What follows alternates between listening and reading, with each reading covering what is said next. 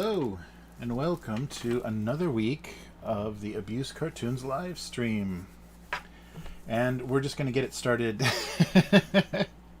right away with the food because nothing is worse than cold KFC. So, as you can guess, the least imaginative thing you can do is eat KFC at Christmas time in Japan, but why not? We're doing it on stream, so this could be really disgusting. This, could easily be the most disgusting stream so far. But here we go. KFC. So they didn't have all of their like Christmas-themed meals are these big pre-order things that you get with like a roast chicken and a pie and all kinds of nonsense. So this is just their standard kind of winter box, but yeah, I figured it'd be interesting to see. So always, they give you your drink in a bag. So anything to carry out, the drink is in a bag, which is a little odd. So let's hope we have a straw. Oh, we do have a straw. And KFC still has plastic straws. And Japanese Santa has a very small head, so I can't actually get this thing on my head. So it may come off at some point. So the surprising thing is Taco Bell and Pizza Hut in Japan are not PepsiCo, so they serve Coca-Cola, which is very weird. But this is Pepsi. KFC, for some reason, is Pepsi. So, hey, everyone. How's it going? K9 Hazmat. Nice to see you. Unknown girl.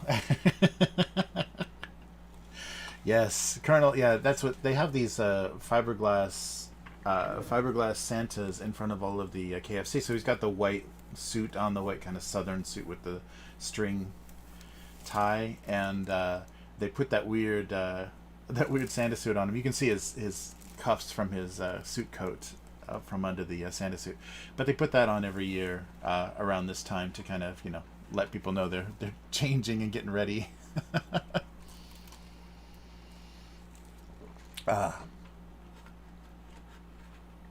Yeah, they do all the drinks just like as if they would be in the restaurant, but they put them in a bag. They have there's a little like cardboard thing that sits on the bottom. They put them in a bag. So if you get several drinks, you've got lots of bags of drinks. All right, and here's the Festive KFC. Oh, it's keying out. The Festive KFC box. So this is just their standard three-piece, I think. Three-piece little lunch box with a little apple pie. But I have something else for dessert after this. So your little napkins. Oh, so maybe so you can see. So individually, everything is kind of individually in little bags. So I'm not sure if that's standard KFC, but this is very Japanese KFC. So as you can see, there's 3 pieces of chicken, each in a little bag. So it takes a while. Like the chicken is already sitting there, but they have to put it in a little bag and seal it up. So it's just like a little. See, everything is individually wrapped. I'm not sure if that's a new thing, if that's a pandemic thing, or if it's always been like that. Because I have seen boxes of just kind of loose chicken. So there it is, just your standard original recipe KFC. So let's see how cold this is. It's pretty cold outside, so I was hoping I would get it here without too much damage. Oh no, it's okay. It's not cold. Yeah, it definitely makes it easier with leftovers. You don't have like disgusting, chicken just sitting out. Everything is individually wrapped. I'm not sure if they do a bucket. I wonder if they wrap every piece in the bucket. It might just be for the for the bags. So I think this is 2 original recipe and then a boneless, like a piece of boneless, which I don't know why. It's like a chicken strip type thing. All right. So, the KFC is just the default meal in Japan, and because New Year's has started to lose its traditional food here, people are getting lazier and they just order kind of obento. Sorry, microphone is very far away. They just order obento. Now KFC is even pushing into New Year's in Japan. So they're saying, well, don't even order that. Cheaper would be to just get a big box of chicken. So But 1 week apart, they're advertising chicken twice, like for 2 holidays. So it's very strange because they're saying have a Christmas party with KFC and then have New Year's chicken. So it's very crazy. Yeah, right. If they individually wrapped a bucket, I think it would take a while. And so there's no mashed potatoes here, so only French fries. And they're not even, I think the KFC fries in the U.S. are the potato wedges. I can't remember if they, are the bigger cut. But this is the KFC fry, just kind of a regular French fry. But it's the only side they have corn, I think. I think you can get corn, but that's about it. So no mashed potatoes, which is really strange. But maybe it's just not popular here. So no gravy either. So almost cold French fries. So 2 pieces of chicken and a tiny little order of French fries.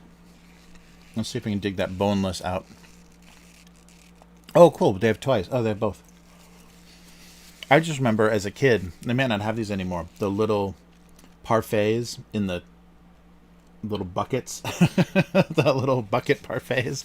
That was the only thing. I don't think I ever got one of those, or rarely got one of those. So I was fixated about the little sundae in a cup. Yeah, I was worried they were going to have. So some places, so this is just regular Pepsi, but some places that serve Pepsi, and it's the only kind of soft drink, the only soda, like cola option, they serve Pepsi Next, the diet version. Ugh, it's really strange. A lot of places here don't see diet soda as different in any way. So they just, I think this is here's the boneless one. So, and I just noticed the snow looks more like volcanic ash. The alpha channel isn't working very well against the photo, so it looks a little creepy. So no volcano has erupted. Mount Fuji has not erupted, covering Japan in ash. That's supposed to be snow. It just doesn't key. What is that? Alpha channel's not keying very well. Yeah, this is just, so this is I guess this is kind of original recipe, but it's their default boneless chicken thing. Yeah, it's a different breading.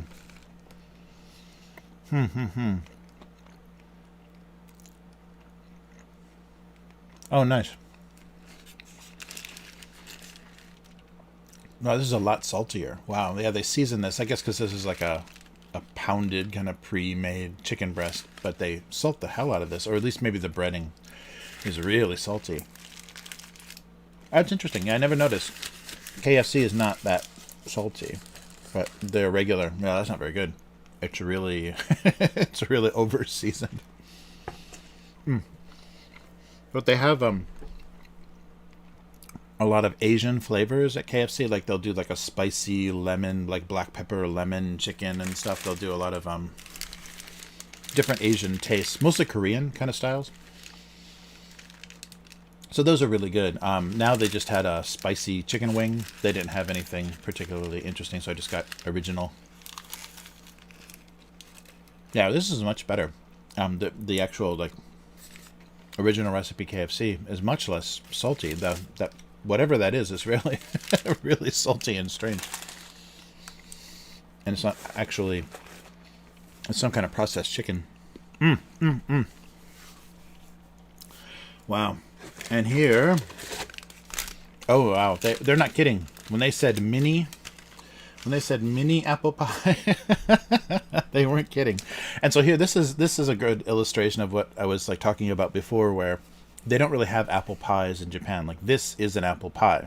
So anytime you see something called apple pie, it's going to be this, a little kind of crusty, like a Danish more, I guess. Like, I mean, it's a fast food pie. Like McDonald's has those, cherry and apple pies that are just kind of deep fried little dough sacks. So, yeah, this is very similar, but a lot of bakeries and everything, they say, oh, apple pie, and this is what it's going to be. Maybe like a longer version of this, like double length. But yeah, so that you can't get fruit pies and cream pies and things like that very easily in Japan. There's some specialty shops that will pop up, but then a pie will be like $30, $40, $50, depending on, the shop and how it was made. But let's see how this is. Wow. Almost no apple in there. It's all crushed. Well, I'm glad I did this right away. Any longer, and this all would have been pretty hard to eat. But yeah, so this is the standard thing, and they just started. Like, it's pretty new within the last few years for them to do roast chicken, like a rotisserie chickens. Previous to that, it was literally just a bucket. They just encouraged people to get a bucket of chicken, and then larger side dishes like macaroni and cheese and certain kind of casserole kind of things. Oh, it's not it's custard. I don't really taste any apple in there. It's kind of a custard pie. I should check maybe it was a custard pie. I thought it said apple. Yeah, so there's no apple in this at all. It's just custard. You can see like the yellow. Oh, it's keying out. The invisible part is the yellow custard cream. So very odd. Not even a fruit pie.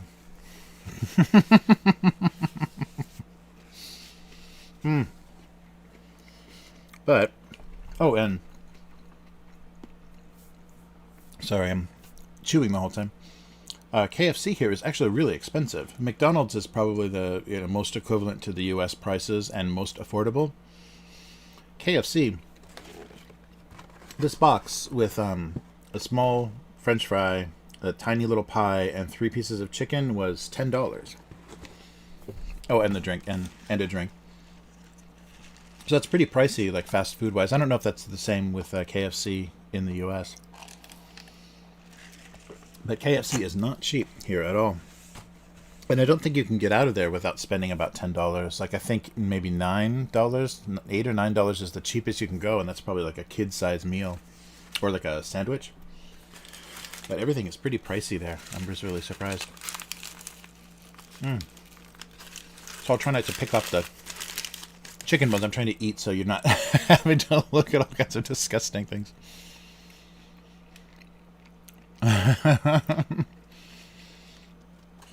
Yeah, maybe it's I'm not sure if they have multiple flavors of pie or not. Oh, so this is a wing. But yeah, that KFC original recipe, it's really good. I mean, it's always like really, I guess that's why it's so successful. Just like the flavor of the coffee and Starbucks and whatever, like it was successful because it's it's exceptional. Like the flavor and everything is very noticeable. But fried chicken on live stream.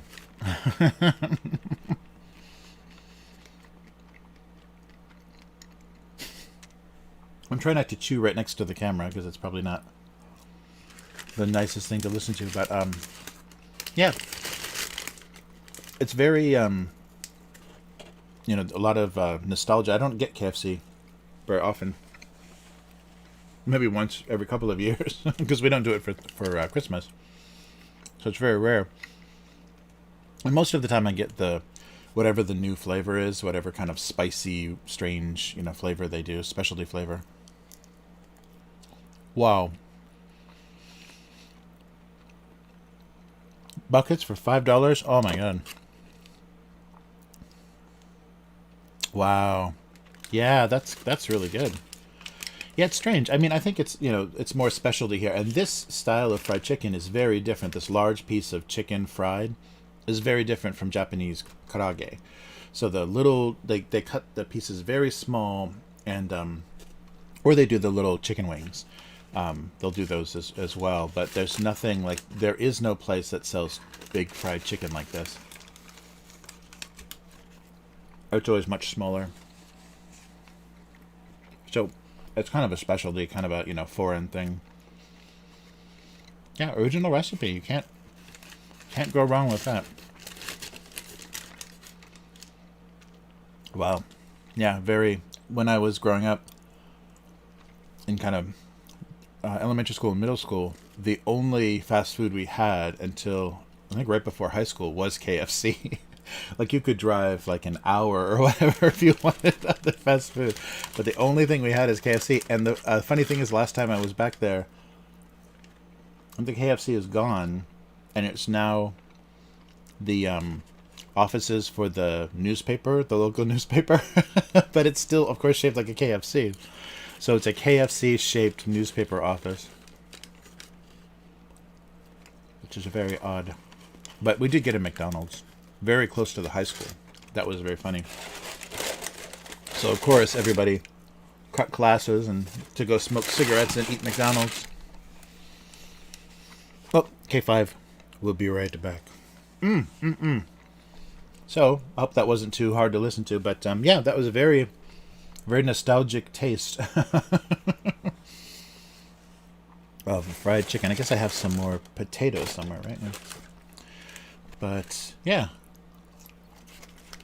Not bad. It's funny because I guess that's because Christmas is a kind of import foreign holiday. This matches pretty well. There were a couple of maybe I can become enlightened. There were a couple of articles when I was searching. Oh, there it is. When I was searching for my image. My background image. There were a couple of articles about what happened. So yeah, they just convince, and it's just, I think, through advertising. Oh, so they call it a party barrel, so it's on a bucket. I guess they don't have the but the large size bucket, and then it's got layers in it, so they have like, each layer has like, one has the macaroni and cheese, macaroni and cheese, and one has the chicken in it, and one has the potatoes. So since the mid-'80s, the fiberglass Santa outside the restaurants.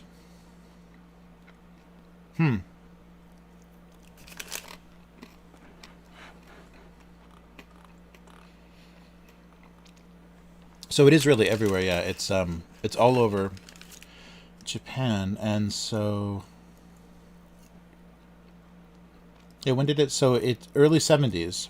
In the center of Tokyo, there was Baskin Robbins, Mr. Donut. Oh, the original Pancake House, maybe like an IHOP, and then an 81 documentary about the Colonel comes to Japan. So the first KFC was opened in Nagoya, 1970. Wow. So it's longer than I thought. So, well, when Starbucks was opening in Seattle, KFC was opening in Japan. And they branched out really fast. Yeah, only 1% of Japan is Christian.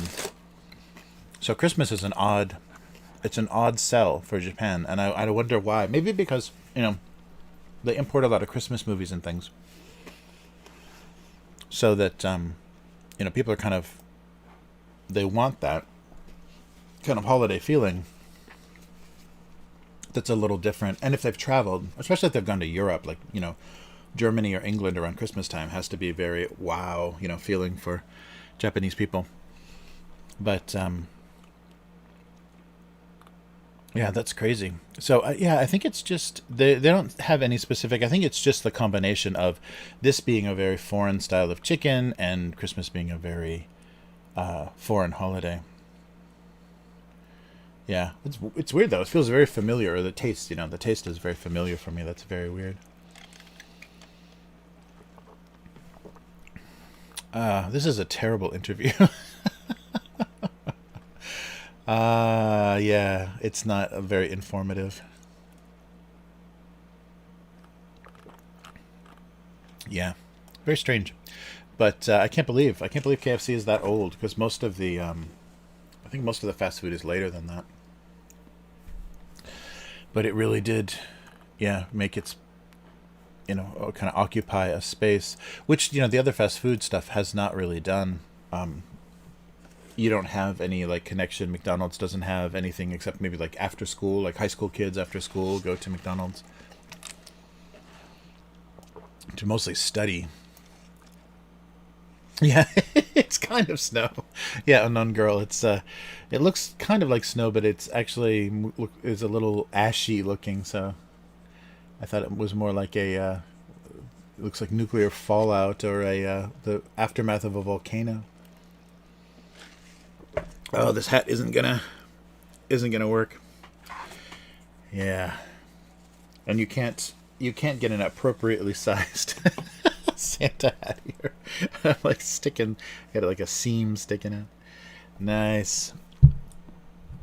Yeah, so I think I've got snow on all my backgrounds now. I think it works a little bit better on Photoshop.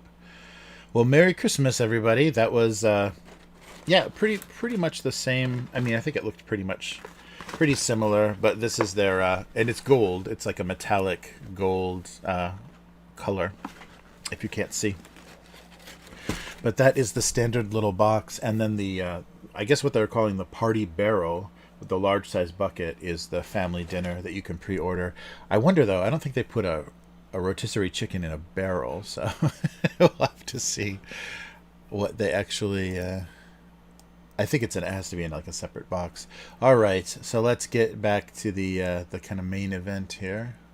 So let me know if anything is strange. There we go.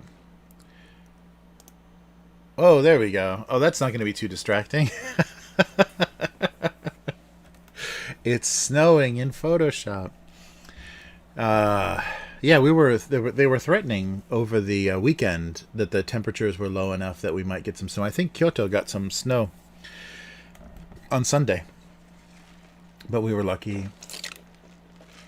So I'm going to be drinking Pepsi for the rest of the time.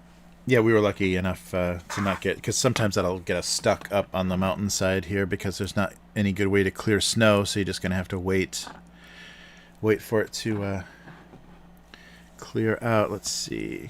Hey, there it goes. And I lost the chat. Okay. There we go. Yay. Yeah, and I thought I'd change. I was trying to find something a little more low key to change the music to the starting soon and ending music. So I didn't want to have anything too cheesy and blasting going on there. So hopefully that was okay. A little soft jazz Christmas.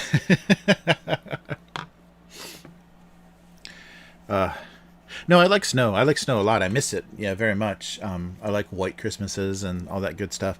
It's just it doesn't snow here very often, so they're really unprepared for it. So when it happens, I mean, if I just have to stay home, if I don't have to drive, try to get up and down the mountain, it's no problem and very fun. But yeah, here it's a little strange. Everyone just has their little bamboo broom and they're just going to sweep snow away. But the city does leave bags of the salt, kind of the de-icing salt. So if we have a snow and it melts and then freezes overnight, sometimes we can dig ourselves out. But no, snow is great. I miss that very much. I really miss that living in LA. That was like one of the worst parts of LA, and it was so strange. That was a very LA phenomena where at some of the shopping centers and stuff, they'll have a truck come and just dump some kind of kind of, I guess, the equivalent of what they would shred onto the ski slopes or whatever, just kind of crushed ice. And you have a bunch of kids just like climbing on top of this pile of like rapidly melting slush in a parking lot. So that was really depressing for anybody that's seen actual snow, is kids trying to play on essentially like a giant snow cone. It's not fun, and it melts so fast. But yeah, no, I really miss, especially this time of year. It's really nice. Like where my dad lives, they're like near one of the Great Lakes, so they get tons of snow, and it's really nice. Especially that, I love that. It's kind of rare, but you wake up Christmas morning and it's just snowed, so you're just kind of buried. And you got nothing to do but open presents and sit all day. That's some of the coolest memories. Definitely as a wrong way. As a kid, is being snowed in at Christmas. But yeah, that's very funny. Like kids that grow up in cities that have never seen cows, like real cows and horses, and then kids that grow up in the desert and have never seen snow. That feels so strange. You got to live a couple of different places in the U.S. to kind of get the full the full range of experience.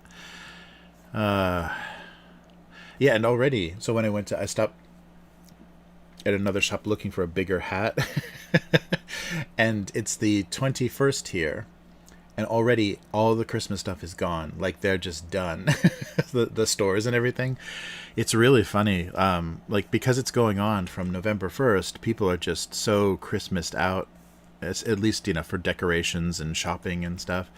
So no one is going to buy anything Christmas anymore, and so the shops just get rid of it. So they put it out so early, but that was really funny to see.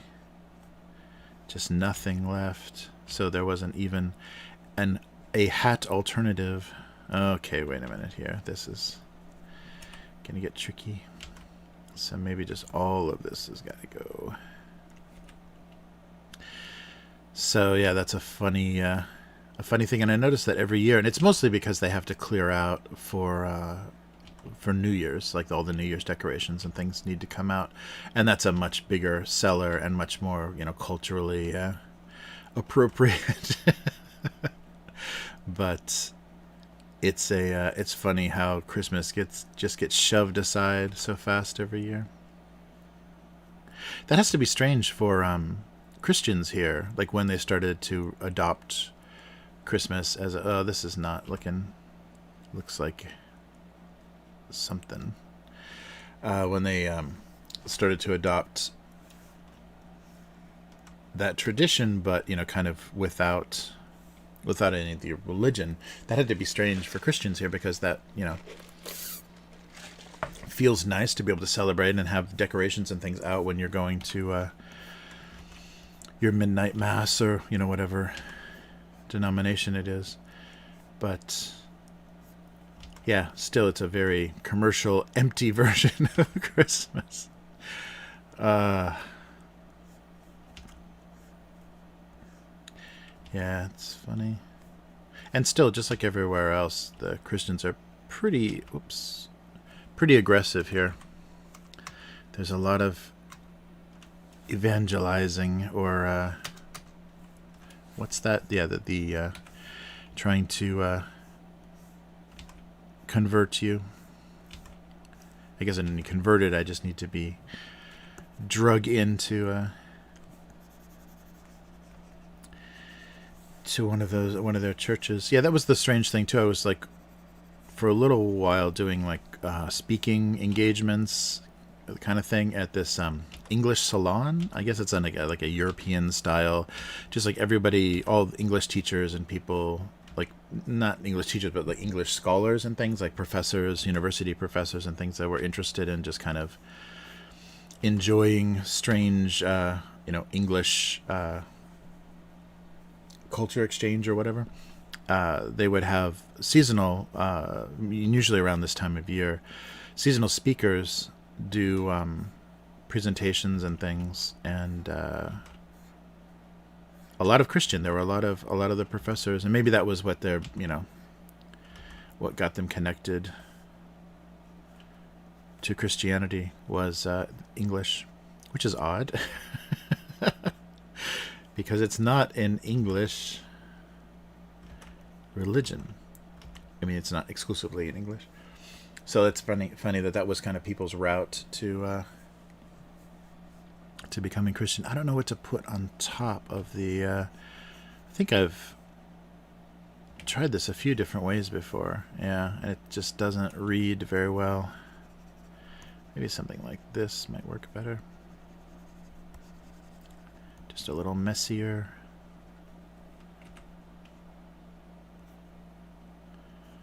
So it looks like loops.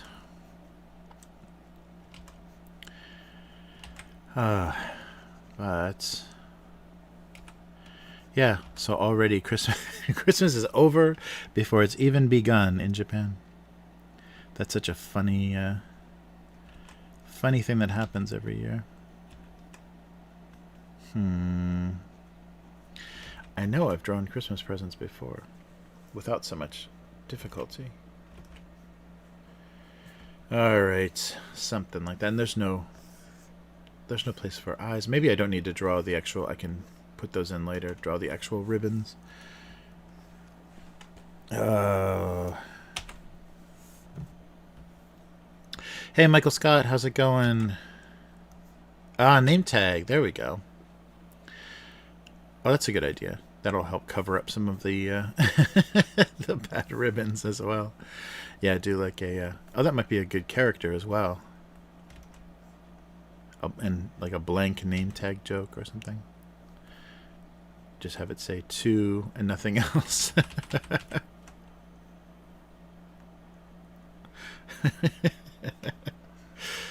Yeah, let's see if we have a place for that.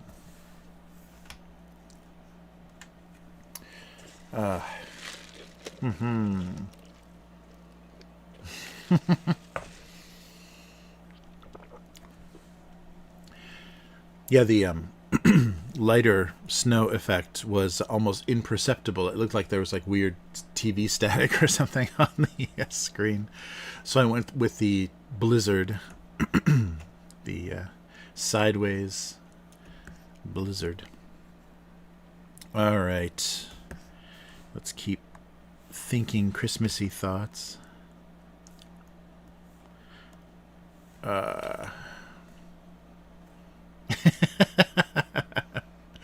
Nice.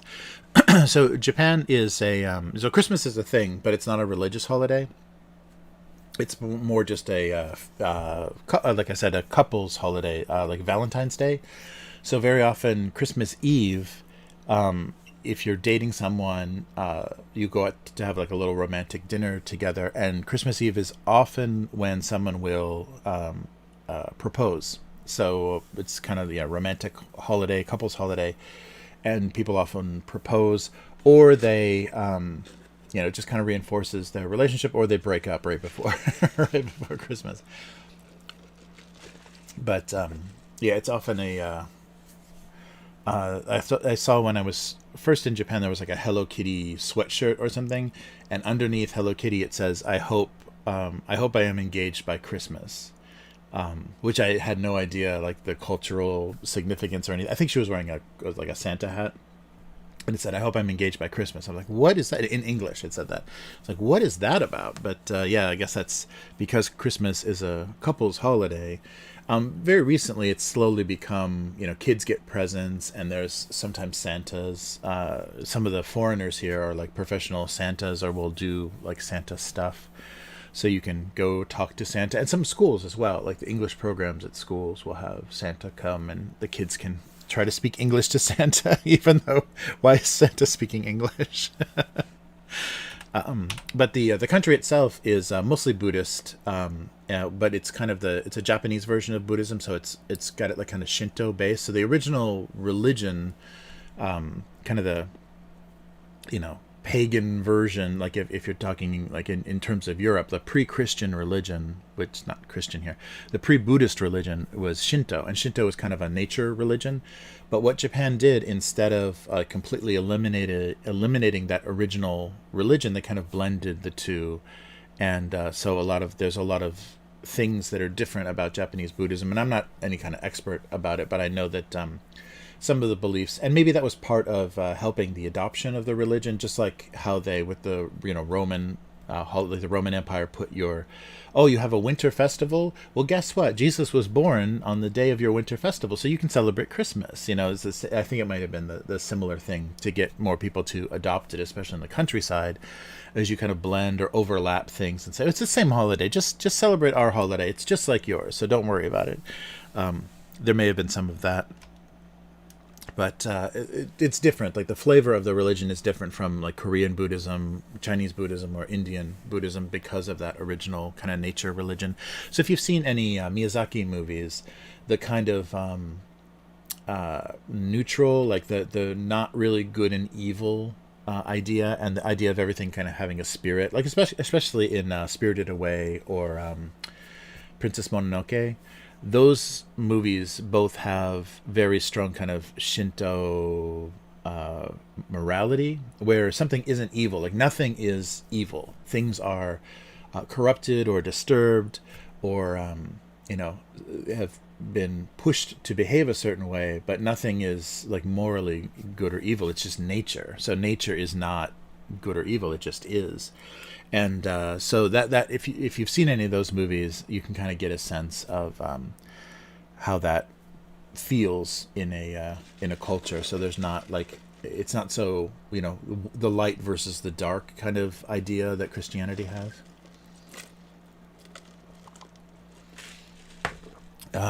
Nice. Yeah, right. Very family. That's the big family holiday in the U.S. as well. But yeah, so it's a little odd that it's such a minor thing, and that just all the restaurants are full is all that it means. But recently, like I was saying, kids get presents, at least a present on Christmas. So it's a little bit more of a kids' holiday, and people like the lights and putting up trees and stuff. Although the funny thing is, a lot of Christmas lights here are blue, maybe because of New Year's. They do blue and white for Christmas lights very often here. And I think it's because red and gold are the colors of New Year. So that kind of celebration colors in Japan and most of Asia, I think, are red and gold. So that can't be Christmas colors. I mean, it can, but they try to separate, oh, this is a Christmas decoration, this is a New Year's decoration, so you can't like multi-purpose anything.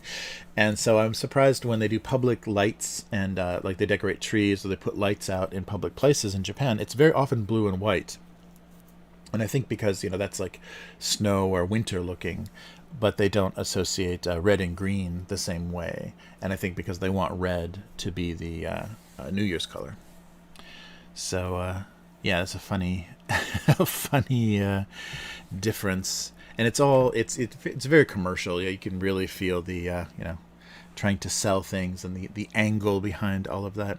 Oh, wait, I'll go back. Yeah, we'll go back because that's not gonna get bad. But I have Christmas cake too. I can show you guys what a Christmas cake looks like. But we'll do that. We'll do that after we actually get something done. Some real work done here for the cartoon.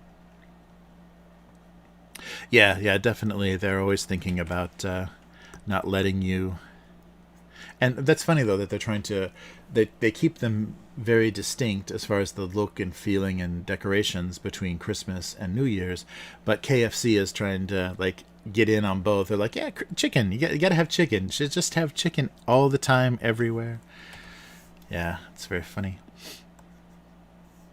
I'll see if they do that this year too, because it'll start, you know, next week. The ads for New Year's will start, and I wonder if KFC will start to start to say, "Don't forget about the chicken.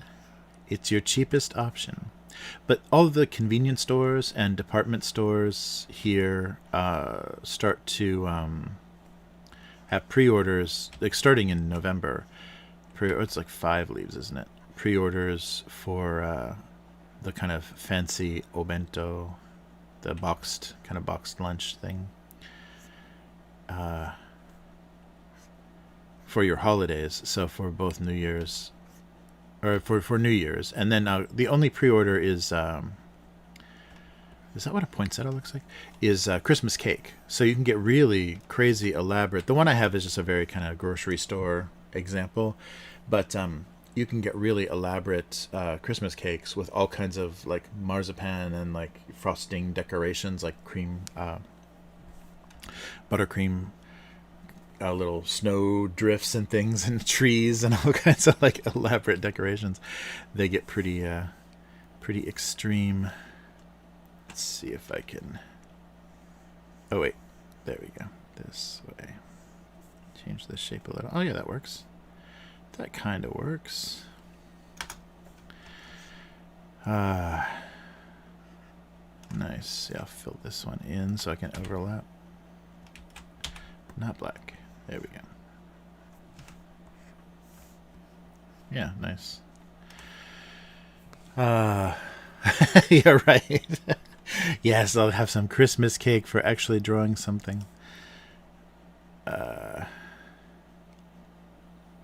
Yeah, and I don't know. I think it's just that's also one of those things that it just became the default because it looks like Christmas. You know, it looks like Santa basically, and that's why there's always like a little marzipan Santa on top of the cake because it's red and white, like strawberry shortcake, and has Santa on it. So that became the default Christmas cake here as well. It's very funny.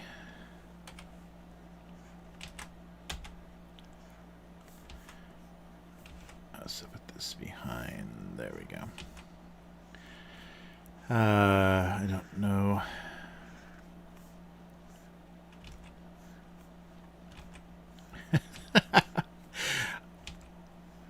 I think these are taller plants, aren't they? Yeah, poinsettias have kind of a. They're more. They're like a tropical flower.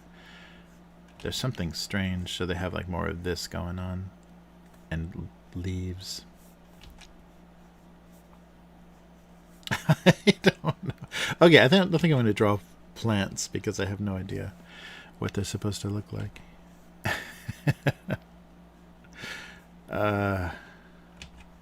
We'll find something here that I can actually draw.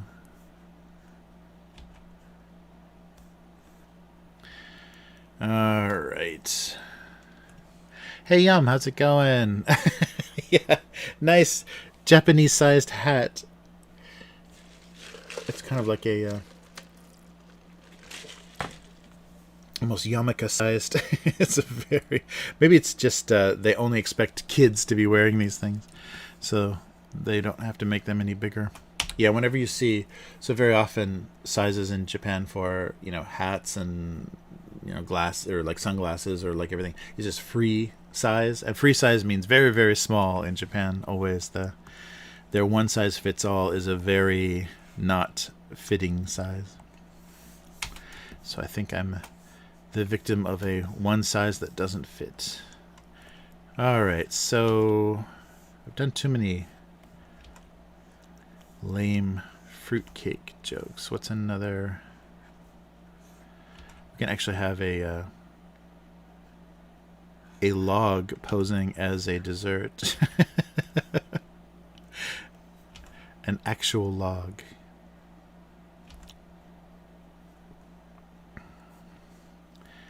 Yeah, that might be funny. Some Christmas desserts and an actual piece of wood.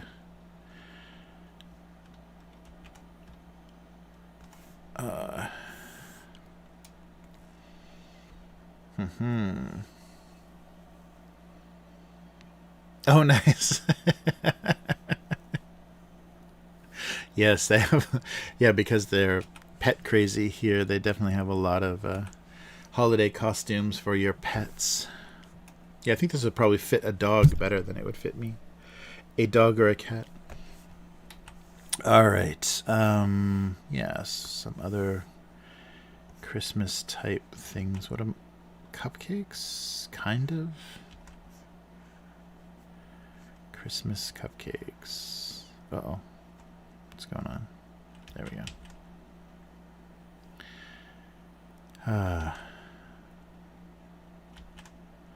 Yeah, that's what I miss is the American or just like, usually in my family there's a Christmas cookie table. I think that's a very like a server or some like, piece of furniture usually in the dining room or whatever.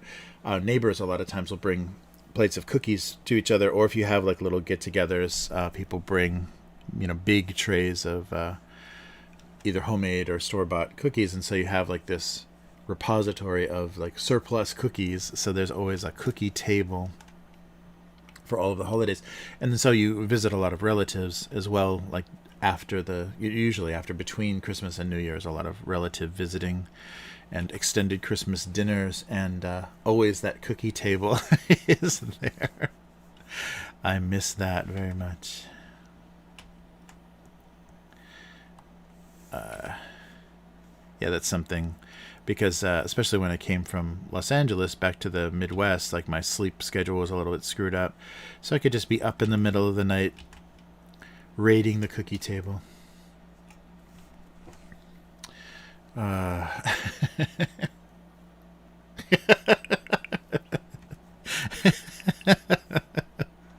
That's a nice holiday image, a drunk Yum wearing a cat's eye Santa hat.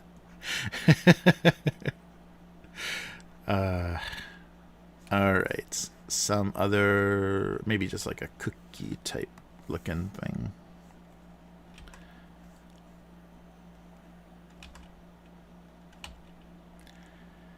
Yeah, just something.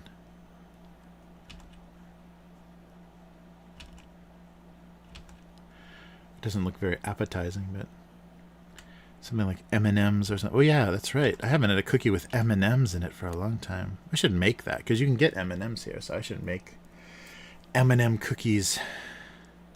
That's been a while. Yeah, my daughter would love that. I don't think she's ever seen those before. So deprived. That poor child. So it's another... it's another kind of...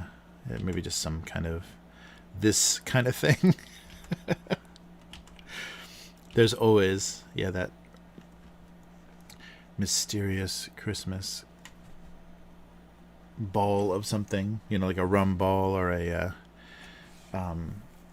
we see in the Midwest, like people would make like little peanut butter balls covered with chocolate. Yeah, good stuff. Oh, butterscotch chocolate chip. Oh, nice. Yes.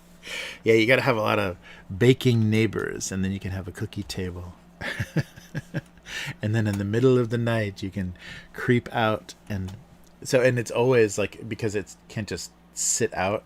There's like little like saran wrap or like little something over, and so you just have to lift the corners and steal the cookies out of the out of the trays.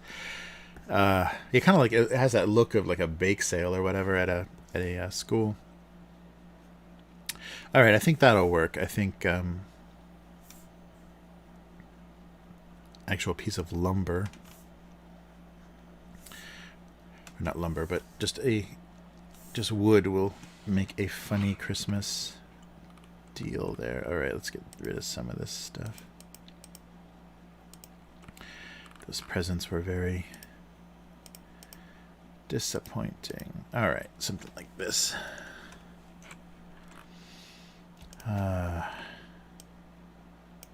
Oh yeah, the tag though. I have to remember. I think the tag's a good idea.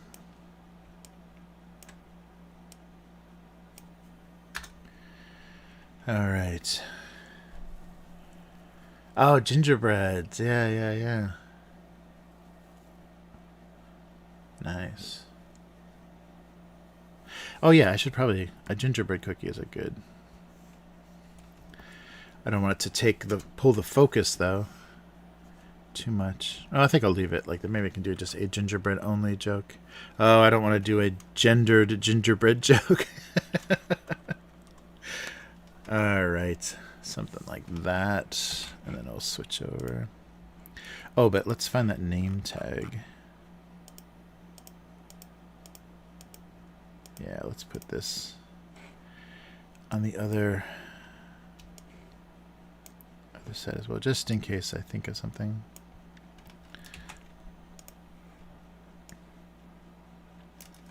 Yeah, I think I've done the missing name tag before, where something is nothing. Yeah, M&M cookies.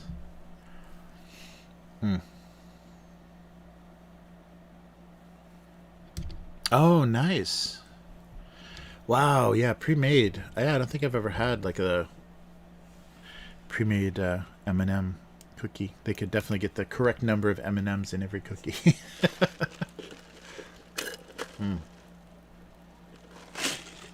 Nice. Yeah, that's the best part of the holidays too, is just the smell of all the baking and cooking going on. All right. So if we have a package, and maybe just a just a wrapped package and a name tag. So we'll just do like this deal with the package wrapped. Looking at the tag, I think that might work for a real. I think I've done something like this before, but it's buried in the past, in the thousands. Maybe this one can be a little smaller.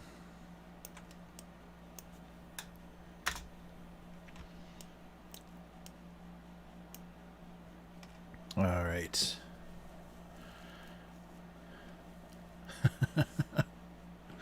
Yeah, something like that will work. So let's try maybe just a green.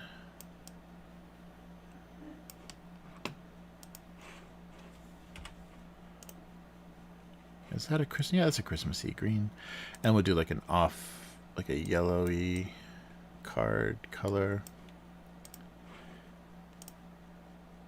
Maybe brighter. Looks kind of dingy. Put it on the wrong monitor here. There we go. And then maybe something reddish. Yeah, do something like this.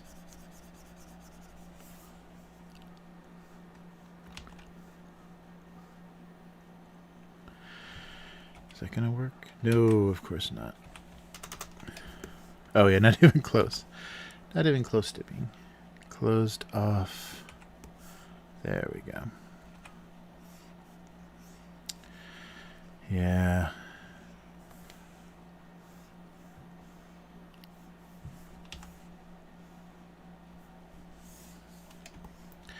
There we go. Now we got enough Christmas color going on. Oh, this is super minimal. Wow. It's Christmas time. I'll be more generous with my time elsewhere than my cartoon. Are people even going to be reading this cartoon at Christmas? I think it's just the color. Yeah. I just have to do this all by hand. There we go.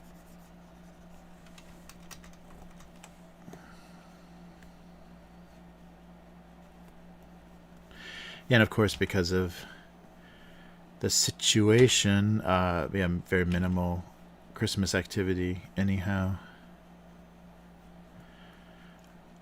Even if we wanted to do like a family restaurant thing or whatever, it's just, yeah, it's much more limited.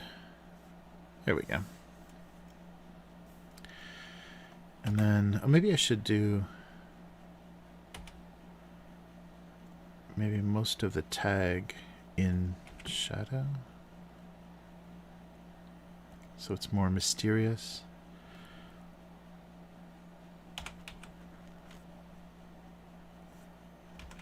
Yeah, I don't know if that reads so well. Something like that.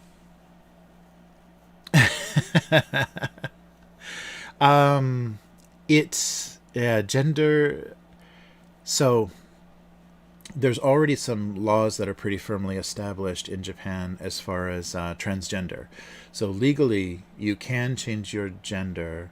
I don't know if domestically, like doctors, surgeons do the gender reassignment surgery. I think they may, but it's not like very widely publicized. But there's a strange rule in Japan for transgender people that the process has to eliminate their ability to have children. So they need to not remain fertile. So if they transition and change their gender, they can't keep their reproductive ability, which is a little odd. Like they're kind of, because that kind of implies bottom surgery, or it kind of implies things that, sometimes aren't part of it, or I don't know, because it's such an individual thing. So it's odd here, and I don't think many people are happy about it. And still, like they have, so Thailand is the closest country that has amazing procedures and everything for gender reassignment. So I think a lot of people are still doing that. And I know, Japan is kind of a popular place for retirement as well, for people that just want to, leave the country and just kind of live, cheaper near beautiful beaches and things. And so there's a lot of very expensive hospitals now built by, Japanese investment in Thailand. So I'm not sure what the relationship is between that, but you can get good healthcare during your Japanese retirement in Thailand.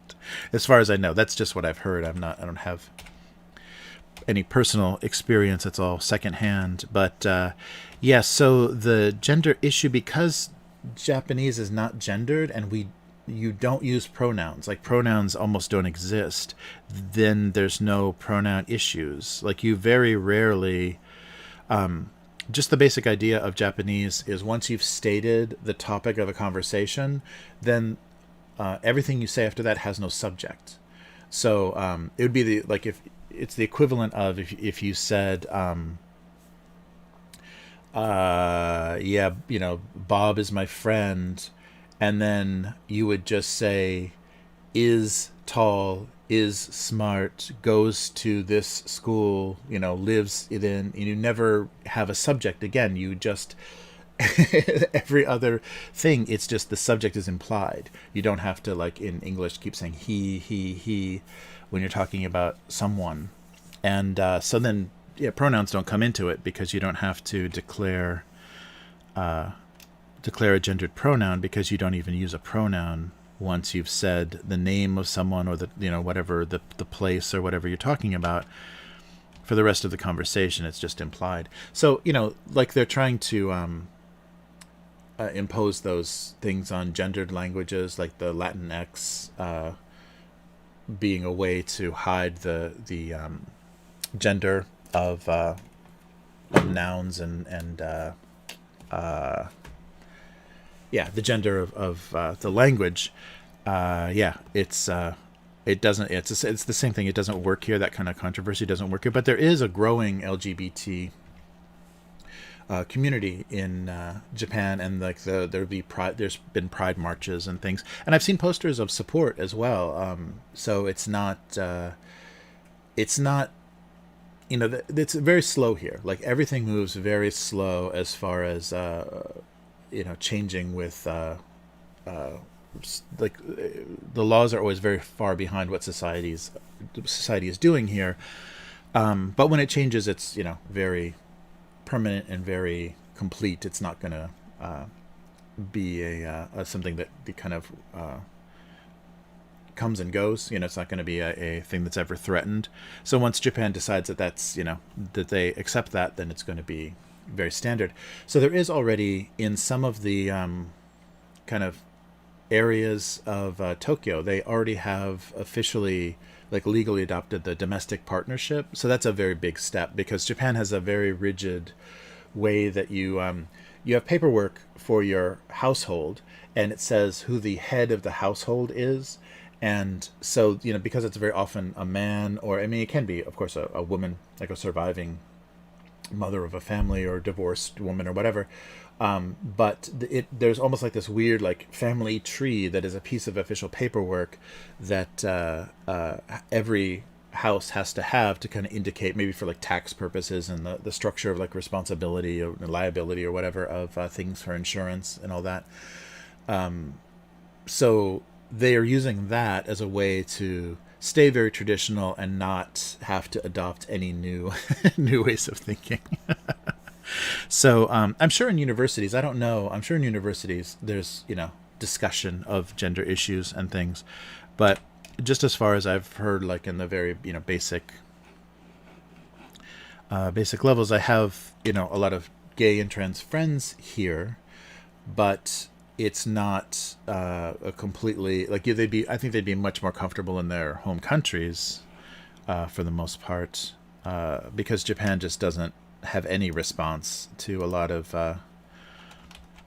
social issues. But I guess I should be here. Can we see them? Yeah, I think that works. I think it's snowing. I wish I could keep the snow in the cartoon itself. Hey, G to G, how's it going? Nice. No, yeah, that's the other thing. That's so strange. Yeah, so like I was saying, so if you transition, if you change your gender, you can legally do that, but you cannot then have babies. And there is no adoption in Japan. So I think they did that. I mean, you can adopt, but it's a very difficult, very rare process here, not as common as it is in the West. And so that's very strange. But I think they did that to prevent rich couples from preying on Southeast Asia and poorer Asian countries with surrogate mothers and things. So, and that's the other thing too. There's a weird law too. So if a woman is married and she cheats on her husband and gets pregnant from her lover, from her boyfriend, and has the baby while she's still married and she hasn't gotten a divorce, and I think maybe just if she gets pregnant while she's still married, that baby belongs to the husband. Even if it's genetically the boyfriend's, it must take the family name of the husband. It's really weird. It's really strange here. But there's a weird thing like that. And also there's you can sue your husband's girlfriend or your wife's boyfriend for damages. I don't know how they assess damages, but if your husband is cheating, you can sue his girlfriend. Not him, but you can sue his girlfriend for some sort of financial damages. And I don't know what it's actually considered, but there's very odd stuff here in the legal system. And I think it's mostly to support guys, or to protect families, or protect reputation. I'm sure most of it is protect reputation. But yeah, you got to be careful. It's a strange situations. But just like everything here, there's a lot of strange laws, and just like in the U.S. too, there's strange laws that are just not enforced anymore. They're just out of date. So some of those laws, I mean, you could do that. You could sue your wife's lover, but do you really want to go through that? Do you really want to admit and embarrass yourself or your whole family with that situation? So I don't know how often that's done, but it's a very funny thing. I think I've done this exact same joke before. This feels eerily familiar, but I'm not going to look through 2,000 cartoons before I color this. So no, some kind of darker. Yeah, so there's little odd things like that, like social choices that they've made. So no, that's just another way to say that. Yeah, they kind of have whoa. Hey, G to G, sorry, you walked into something crazy. Sorry about that.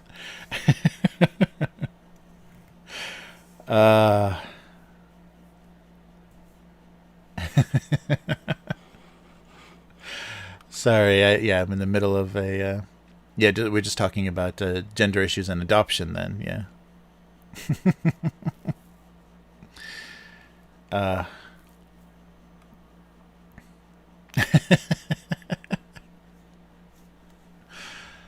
All right, there we go.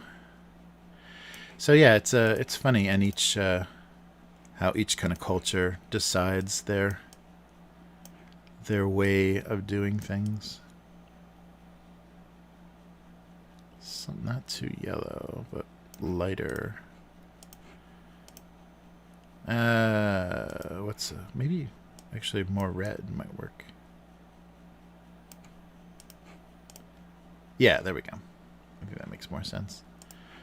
And then this one.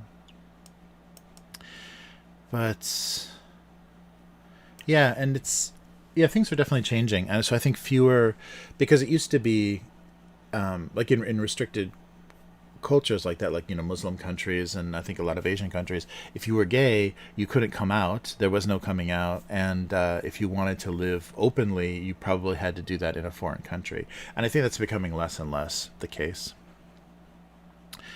In Japan, they're starting to kind of modernize socially, because there's, you know, there's gay clubs and bars and things now. And like I said, Pride, they have a Pride March here as well. So I'm trying to find a good cookie color. So things are changing. I mean, too slow for a lot of people. And there still are the, you know, divorces where they can't actually say the cause of the divorce, because it's just that, you know, a man felt social pressure to get married and have kids, even though he doesn't like women. So those sorts of things will always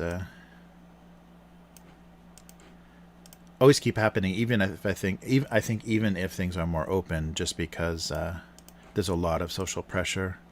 And that weird thing I think I talked about before, where if you get married and aren't pregnant immediately, what's wrong? Like, what don't you guys like each other? Don't you get along?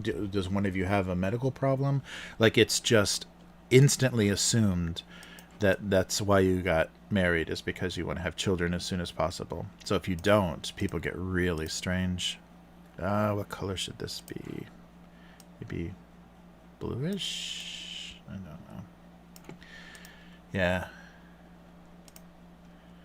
Something. Oh, holiday pies. Oh no.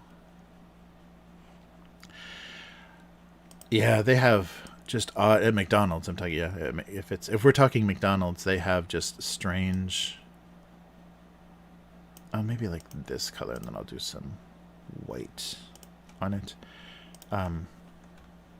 Yeah, they have a lot of very strange flavors here. A lot of Japanese sweet bean and stuff. There we go. Yeah, we'll do something like this. That looks like something. Yeah, but I would love a nice apple or cherry pie. Oh, that'd be the best.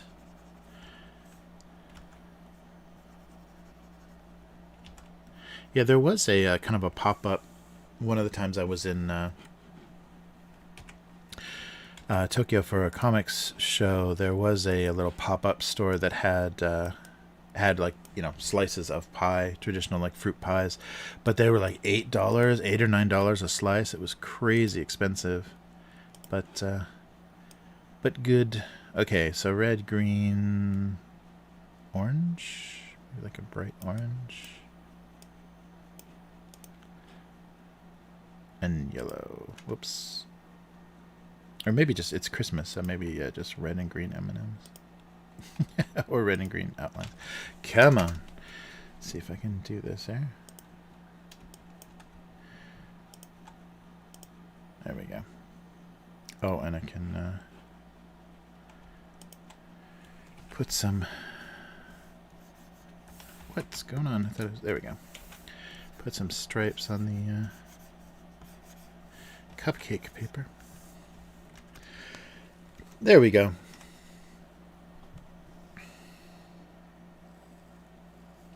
Yeah, a lot of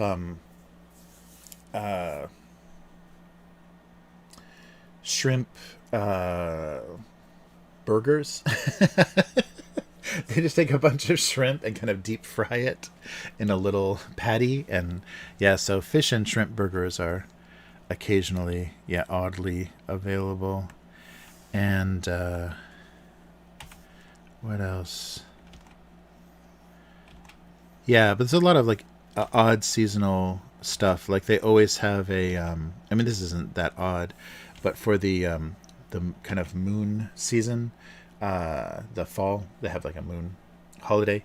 They always have the like a fried egg. Or I guess it's like a poached egg, but like a sunny side up egg on top of a hamburger, because it looks like a moon, I guess. But stuff like that is very common. Just odd Oops. Odd kind of oops, jeez, not doing good here. Seasonal stuff that just kind of matches like either aesthetics or flavors or something in Japan. So those are always funny to see. And because, it is like a fast food restaurant trying to, because they can't do anything too expensive. So it's going to be very, no. It's going to be very, like a cheap version of whatever it is. So, yeah, just putting a fried egg and a hamburger is somehow seasonal. Ugh. Yeah, that's not going to go well. Let's try it like this. Oh, yeah, like that. That works better.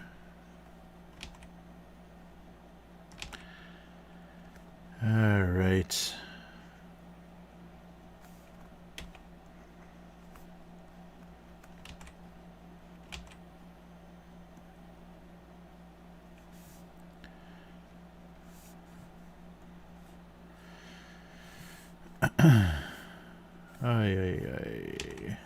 There we go. There we go. That kind of looks. Yeah, it's interesting. And they do a lot of like sauces, like tartar sauces and stuff. And even on chicken, they'll have like a kind of a creamy tartar sauce chicken, more eggy than creamy. But yeah, there's a lot of interesting variations of stuff. But that shrimp burger is really popular. Like all the fast food places have their own kind of variation on the shrimp burger. Yeah, it's just a little greasy. It's a little on the greasy side for a patty. So kind of like a fried shrimp or tempura shrimp flavor, but it's like a whole huge sandwich of it. But not bad. I mean, definitely not just surprising. There's a lot of that kind of trying to find the market, find the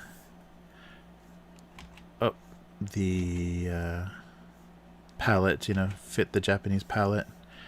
All right, so I don't need to put anything shiny on the actual log.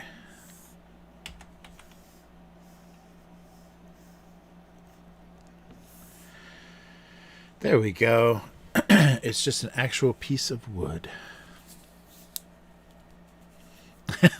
Yeah, I'm trying to think shrimp burgers or squid burgers.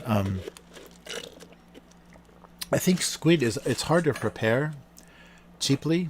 I guess if you fried it, like calamari kind of thing, I guess you could do something like that. But I can't remember if I've seen octopus or squid in fast food. I think because sourcing decent quality so that it's not just rubbery and tasteless is not easy. So fast food may not be able, it doesn't scale well for fast food orders.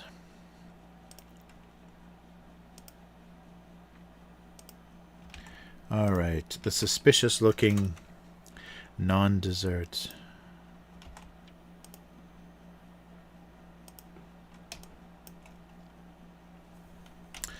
Oh, oops, I saw the new Matrix movie.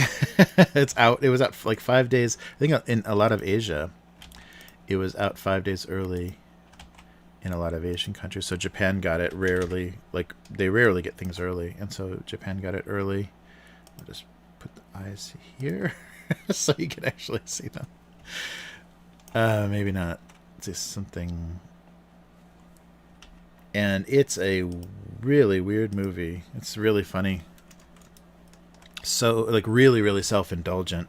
And I could see why it was only one of the Wachowskis working on it, because it's a very, like, specific and very meta. Yeah, it's a really odd movie to make, especially, I guess, in these times, it kind of works. But, yeah. It's so self-conscious. And there's a... they explain this right away at the beginning, so I'm not really spoiling anything. But Neo is not Neo anymore and is stuck back in the Matrix.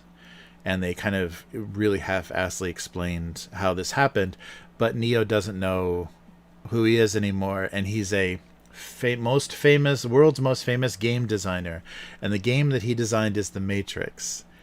And and so like the movie just says, okay, a movie is a game. They just basically say that. And so they're showing the first Matrix movie and saying, this is the game he designed. It's like, that's a movie. That's not a game. A game would have controls or would have some interactivity. That's a movie. So the movie thinks movies and games are the same thing. So I guess we can call Matrix Resurrections a game, because movies are games in this universe. I don't know. But it's a way that the Matrix is fooling him into whatever. None of that happened. But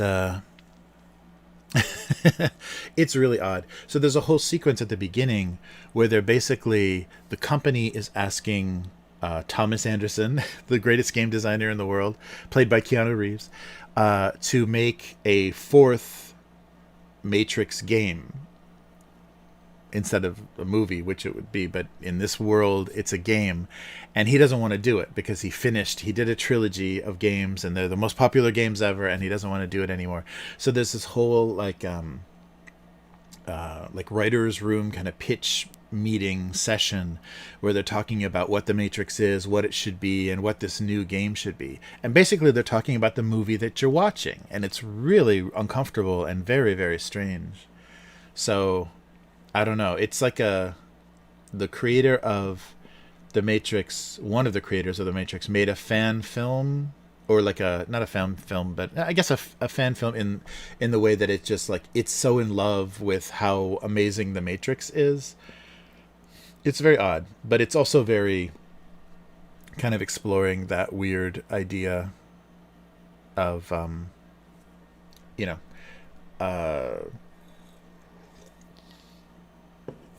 kind of distilling the simple concepts of the Matrix movie down to the idea of the choice between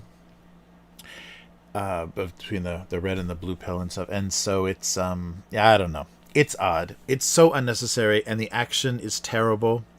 It's all in the dark, so the thing about the Matrix movies, at least, yeah, it is. It's really, and there's so many shots that are just the exact shots from the previous films, just done with poor, computer graphics, like not groundbreaking. We've never seen this before. It's just they told the CG artist, oh, be sure to have the scene where the shells are falling from the helicopter, like you're seeing the helicopter from underneath, and there's just all the shells are falling from the, machine gun, the gun that they're just what's it called, that they're just wailing on the skyscraper with. But it's very, very unnecessary, and because they didn't like invest anything in doing some new kind of visual, then it's just a waste. It's a real it doesn't feel like a Matrix movie because the action is so derivative, and it's all done in the dark, and all the fight scenes are the rapid cutting fight scenes, so there's no choreography, or there doesn't have to be choreography, because anything that was kind of screwed up or doesn't look good, they can just cut away from. So it's a lot of that rapid cutting, so nobody has to train very hard to do the movie. And then all of these weird falling through things in the dark or whatever. And there's a scene where, of course, Neo meets Agent Smith again. And the last thing I want to see is another Neo Agent Smith, like 30-minute, fight. That was plaguing those second two movies, is way too much fighting. Yeah, so they're not doing anything practical at all. There's a lot of car chases and motorcycle stunts and stuff, and it's all just really lame green screen CG stuff. I mean, it's a really weird, unnecessary film, but I don't know. I don't want to maybe archive this on a live stream, but I think it's the same way that both of the creators transition, like the Wachowski brothers transition, so now they're both women, and I think they saw, kind of in retrospect, a lot of their struggle, a lot of their thinking about their gender and about their transitioning in those films. A lot of the kind of concepts you can kind of take and make those also kind of struggling with identity and gender. And so now this movie just reinforces that and kind of retcons the whole thing, and I'm not really blatantly, but it's just kind of saying, yeah, it was about gender all the time. And maybe it was. I mean, it's implying that in this movie because it's saying the creator puts themselves, that they use their, whatever is in their head or whatever to, as their art, their own experiences become, characters in their stories and things. And so it's kind of saying that. So I don't know. Yeah, it's an unnecessary sequel, and I don't think it does kind of reboot things because it takes place in the aftermath of the third Matrix Revolutions, whichever, and so the things that Neo did do exist, like the changes that kind of happened, the negotiation with the machines happened. So you see the effects of that in this movie, but it's not good. Like, it's not interesting. It's not good. It's very complicated, and they are kind of retconning, or kind of because in the second film, when does he meet the librarian, or the Colonel Sanders looking guy? When he explains, like, this just happens, it's a cycle, and it just happens again and again. And he implies that we have never seen the real world. So he says that Zion isn't real. It kind of is implying Zion isn't really real either. It's part of the program.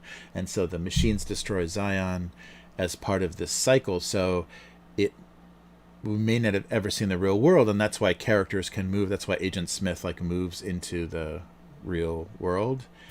And so that was kind of implied in the original films, but then they kind of, in this movie, they're just saying, no, it's the real world, and, So I don't know. It's very strange. It's very strange. I don't know. It's, everyone's old, it's just like the Star Wars sequels.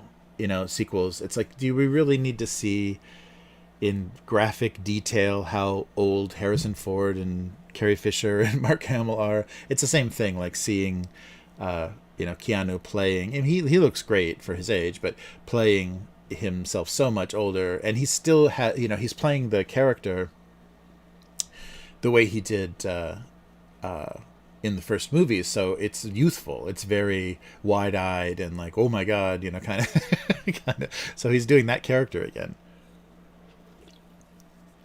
but like 15-20 years later. I don't know, but yeah, I was really confused why it was made. And only one of the Wachowskis made it. And the interview that I saw, she said that she asked the sibling for permission to do this, or said that they wanted to do this, and the sibling said, that's a great idea, you should make that, but I don't want to do it. And maybe just the stress of, like, film production and everything, they didn't want to go through the whole, what that does to your life. And so Lana decided to make this movie, and it was based on losing a close friend and I think losing a father, like very in succession. I think that's what it was. But 2 deaths in the family, and so this was kind of something that they wanted to do, she wanted to do, to process that or whatever. So I'm not quite sure. I couldn't quite see that in the film, like what that was, but yeah, but there was some reason for wanting to tell this story. But I don't know. And what's his face is really annoying in it. Doogie Howser. It's really annoying. So I don't know why. He's an okay villain, but there's there'd be much better villains.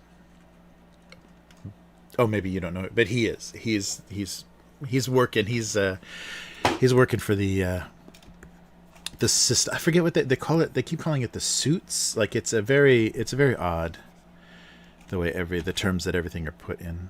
All right, so some kind of simple Christmassy cartoons. Whoa! All right, I think I'm gonna have to give up the hat, guys. It's just sliding off my head, and now I'm gonna have strange Christmas hair. All right, there we go. So sorry, now I'm not Christmassy at all. I'm just wearing a blue t-shirt. All right, so that does that. So let's take a look and see if there are comments. Yeah. Almost. I made it through at least the drawing portion. That was the hardest thing, I think. All right. So I don't think it's snowing on the comments. So we'll escape the snow for a minute here. No, I still haven't worked this out. Okay, just a second. Oh, that's weird. It grabs like an instance of. It's so strange. Okay, there we go.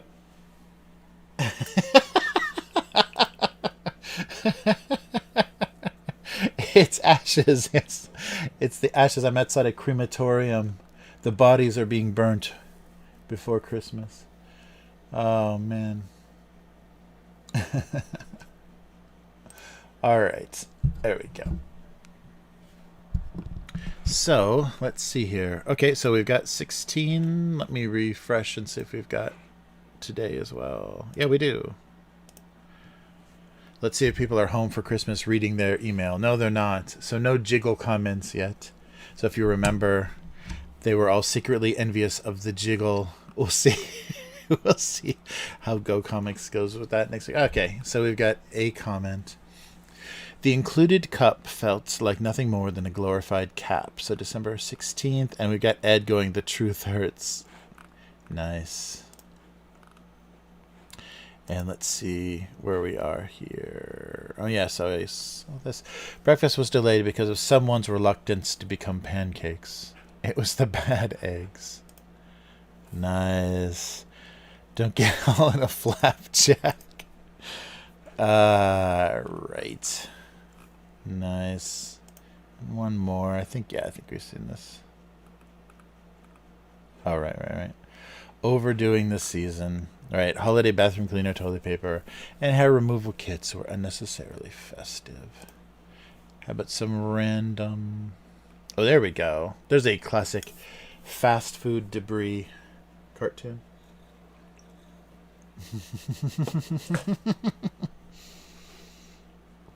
Very Silent Hill Christmas, yeah. I do Christmas horror streams every season. Okay, the insane amount of calories they represented were now only sweet, salty, greasy memories. Oh, greasy. Uh-oh. Innocent Fang had that for lunch at Walmart today. What? Who? Sweet, salty, greasy memories. That's right, Big Brother. Slow poison that tastes good. All right. Who are Enos and Fang? I'm obviously missing some necessary cartoon. Oh, there we go. The renovation has a surprising lack of attention to detail. Nice. Missing a few items like lights and fans. 12 years ago. 12 years ago this comment was made, and I am liking it just today. All right. Yeah, 2009. There we go. He felt an odd desperation in this improvised birthday wish. Yeah, but everybody noticed a big old dinner candle right in the top. Whoa, a smiling jar. Bulk baby food thought the little baby food jars were so cute. That's a strange smell. A huge smile on the bulk baby food. Uh-oh. He was willing to admit his role in this banking mess just as soon as someone else did first. Bankers' pens. And, oh, there we go. There's a Christmas Christmas ribbon. Tried his best to improve all thoughtless gifts. And one more. Oh, butter. Despite his packaging, he was most likely not the king of butter. It's just another random thought. King of butter. All right, last one. Oh, another Christmas one. Just coincidentally. A completed Christmas list was both satisfying and useless. All right, look at that. A completed list. Oh, now everybody's Christmas list must be digital. It can just be an Amazon wish list. Oh, nice. Thank you. Yeah, the big candle and the little cupcake. Thank you. All right. Well, that's enough comments. Let's see. Oh, now the hard part, right? We got to get to the Christmas cake, though. We got to do the writing so we can get to the eating. All right. You know, that cartoon looks very familiar.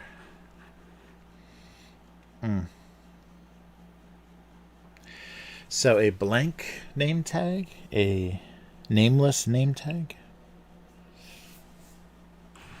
Is it difficult? Oh, here. I can put some. The only even red thing I had was a hoodie. I couldn't find any Christmas sweaters, so here we go. A Christmas hoodie without any there we go. That's as close to seasonal as I'm gonna get now for the rest of the stream. All right. Yeah, let's do get the keyboard out. Oof.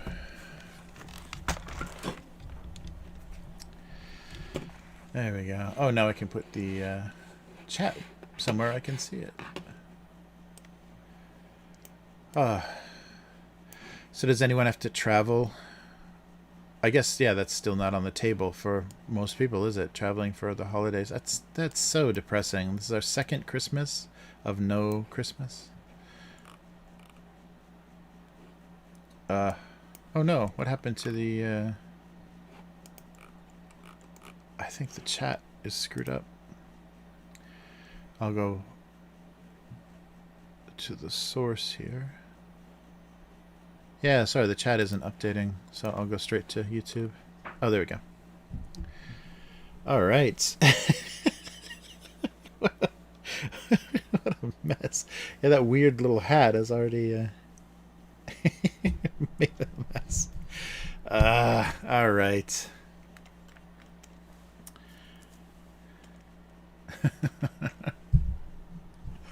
There we go. So now I got, yeah, at least some kind of chat is working, I hope. So sorry if I don't see, if you're in Twitch and I don't see your messages. I apologize, my combined chat doesn't seem to want to update. Alright. So, some name taggy, nameless name tag. A name tag with no name?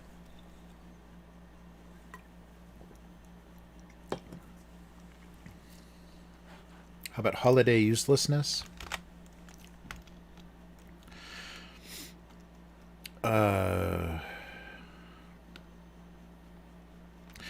A present with no name or with no tag? Yeah, it was just, I'd say no tag. And a tag with no name commiserated in their holiday uselessness. That's a long one.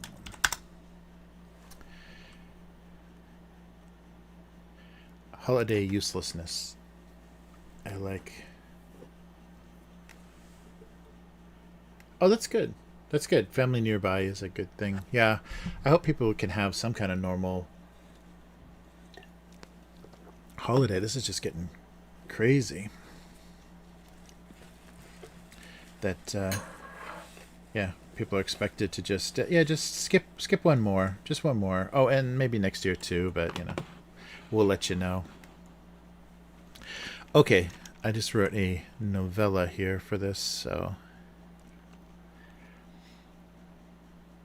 or maybe the confusion of that's not a tag, but it doesn't have a name anyhow, so it doesn't help. Holiday. What? That's how I say it.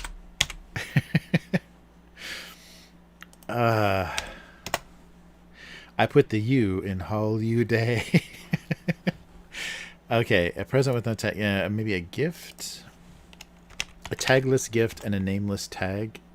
Tagless gift.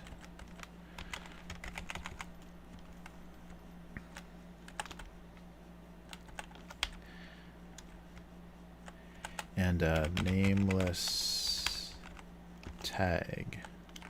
That shortens it a little bit.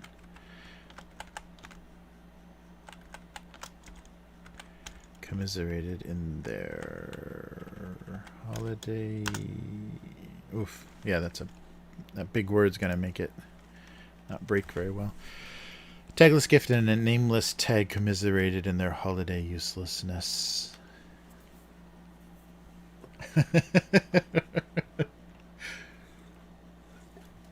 I'm very selfless. There is no I in holiday, as far as I'm concerned. Thank you for catching that. Yum. All right. Commiserated. I don't think I spelled commiserated right. And I don't think spell check is working. Let's see. Wow. What's going on? Very strange. All right.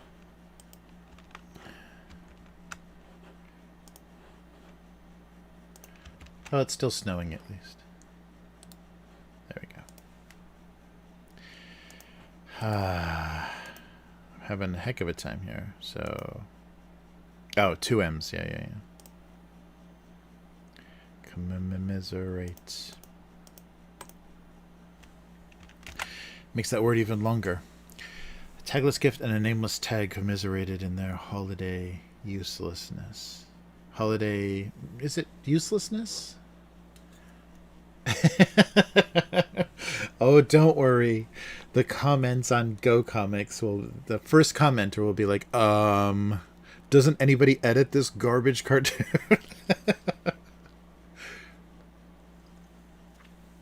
Yes, I'm commiserated. Yeah. I got that M in there, making it an even longer word. Yeah, I guess so, yeah. I've said that word much more than I've spelled it.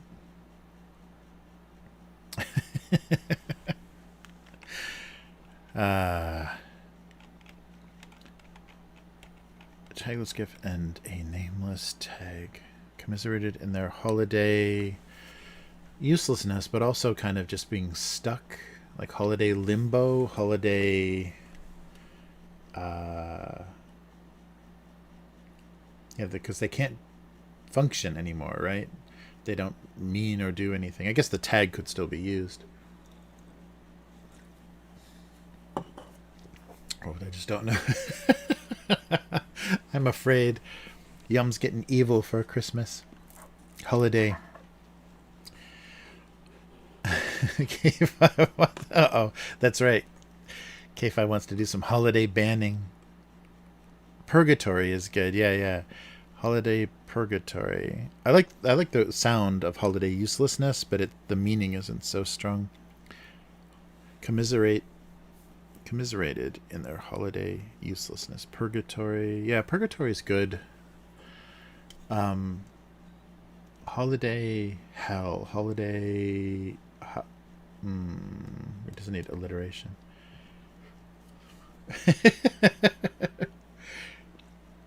Hey, some empty friend.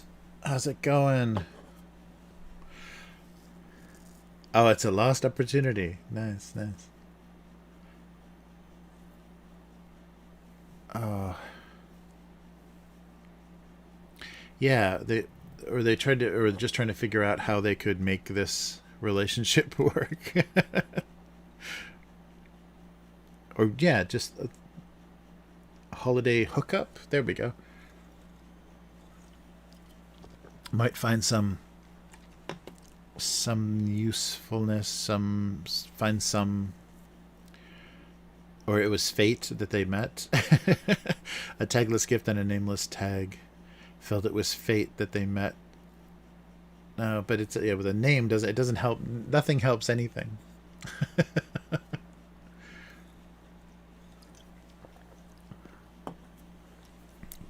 They struggled together for relevance, for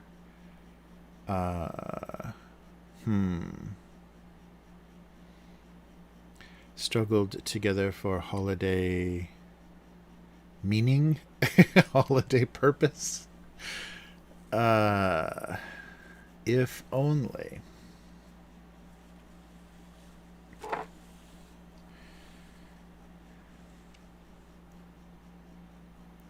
Or, yeah, thought somehow they could make it work. Something like that. Instead of commiserated. Just a tagless gift and a nameless tag. Thought somehow they could make this work. Oh, that might be...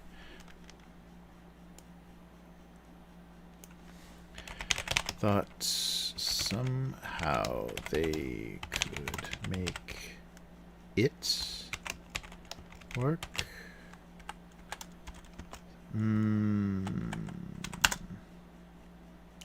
Thought they could somehow make it work.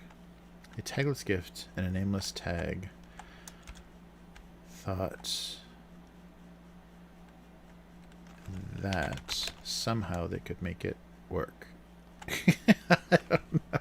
They just needed a name. The sender forgot who it was from. Oh, yeah, right. And it would be a shame to rewrap. Yeah, they've forgotten. Find a giftless bow. That's right. All they needed was a giftless bow. Nice. A tagless gift and a nameless tag. Thought that somehow they could make it work.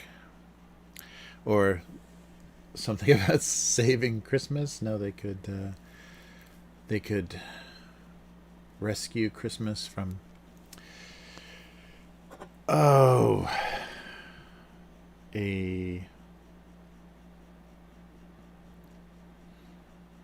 Yeah, so a gift with no tag has no recipient, and a tag with no name has nothing. Yeah, like the giftless.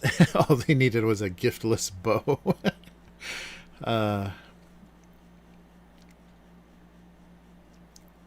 Yeah, a tagless gift and a nameless tag. Yeah.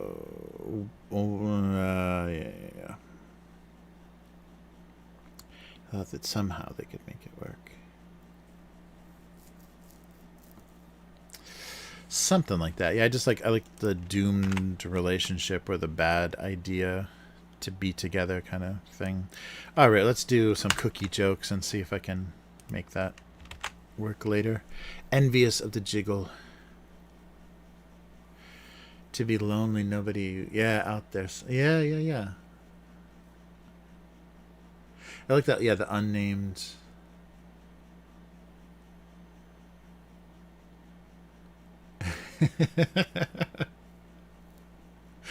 Lonely nobody out there somewhere. K5, you're not a nobody. You have a blue wrench. You are the most somebody of anybody in the chat. Oh. You are a mod. You are K motherfucking 5. All right. Let's see. Oh, so yeah, just the Christmas log was actually a log. What am I thinking of?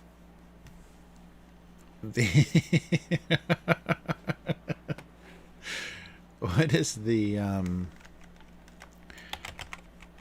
dessert I'm thinking of? Because a Yule log is like you have candles in it. Yeah, Christmas log dessert. Yule log cake. Huh. Yeah, I guess Yule log cakes.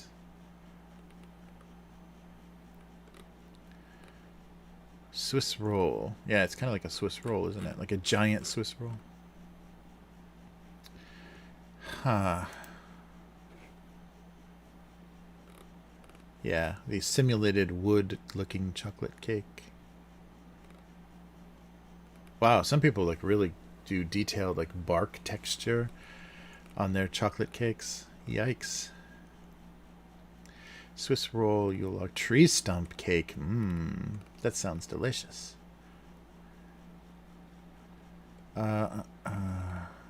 Pudding. Ooh, yeah, a lot of people do like a log that is like branches. That looks really bizarre. If it's not done well, it just looks like an alien something.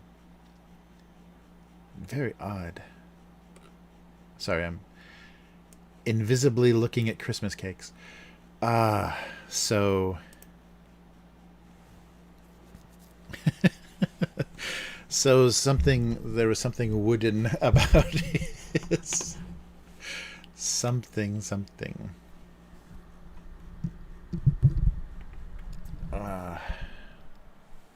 You'll log and you'll like it.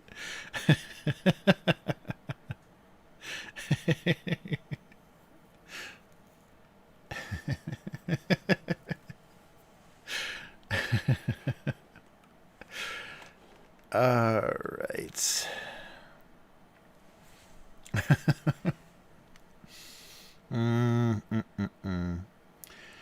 So, yeah, so it was just the idea that it wasn't a dessert. It was actually just a piece of wood. So a very... Oops. So he was either an elaborate Christmas dessert or actual firewood. Firewood. Either.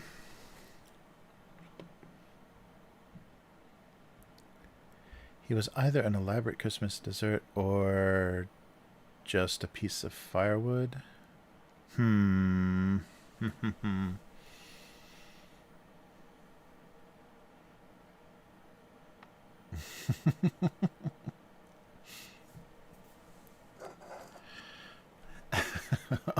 Us log.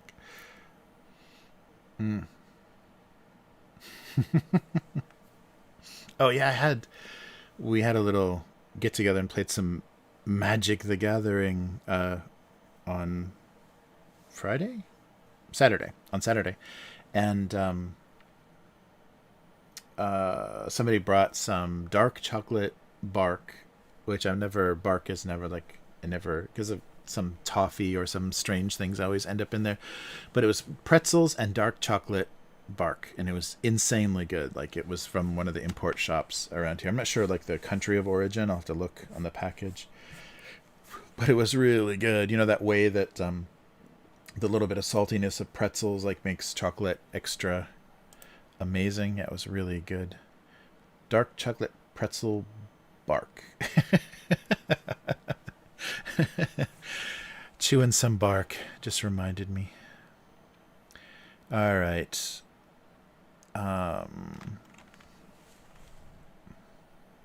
Or he must be a dessert because no one would just put firewood. But no one would just put firewood on the dessert table. Yeah, I like firewood as the thing that's the most inedible thing. Peppermint bark. Oh, the Ren and Stimpy log. That's right. It's log. Log always has that little branch though coming off of it. It's very thick too, isn't it? I miss that show, and it can never, because John Kay was canceled, so I don't think that's ever going to come back. I mean, Nickelodeon owns it, so I guess it could come back without him. But good Ren and Stimpy will never be back. Yeah, good stuff. All right.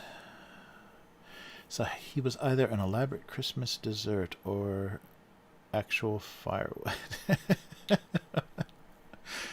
There was no way to tell if he was either.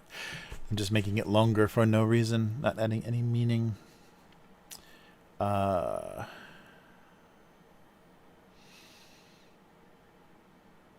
was either an elaborate dessert or actual firewood.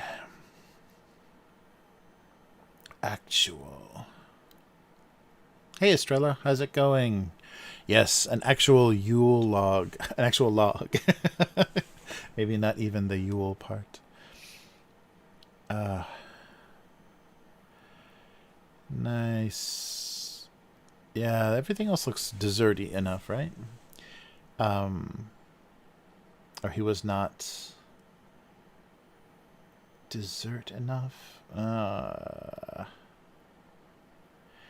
Were they trying to include him in the dessert? So maybe, yeah, it was a mistake trying to include.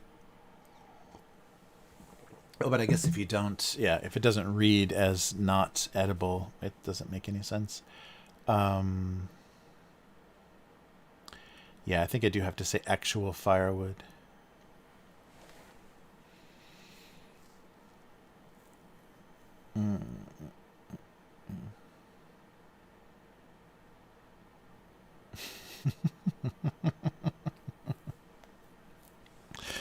All kids love log. All right. Elaborate Christmas dessert or actual firewood, or elaborate. I guess elaborate is the best way to put it. A very realistic looking cake, a very wood-like looking cake.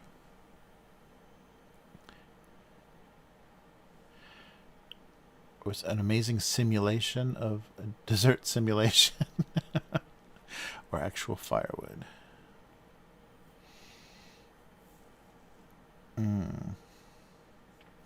There was no way to know.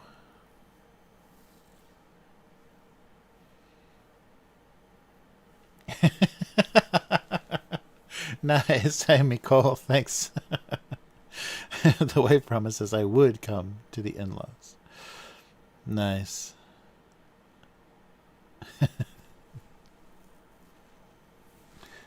That's right. It fits on your back.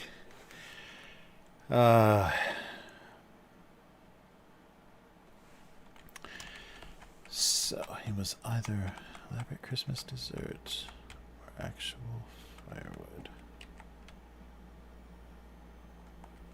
Yeah, it's too bad that John Kay just doesn't, or maybe, I don't know, but just doesn't produce, because there's now, I guess, like YouTube and a lot of the streaming platforms and stuff just aren't that animation friendly. And I guess I don't mean like the pay for streaming platforms like Vimeo and YouTube and stuff. You don't get a lot of attention from animation, because there was like YouTube animation for a while. There were people that were doing some pretty amazing stuff, and especially like in the Flash days of animation, and now it's just all gone. Nobody's going to devote any sort of time to doing that because it's just cheaper to talk into a camera and not draw a lot of stuff. Yeah, it's really weird. But I can't believe John Kay doesn't, like, I haven't seen any output of his. Like, I think because he, came up through the studio system, the animation like studio system, so he thinks that's the only way to do animation and doesn't have like more like indie ideas or kind of DIY ideas about how to do animation, or at least just cartooning and stuff. It'd be great to see some more drawing. He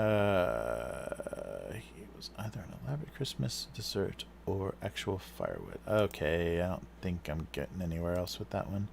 Back to the tag. Wolf Cola. Nice.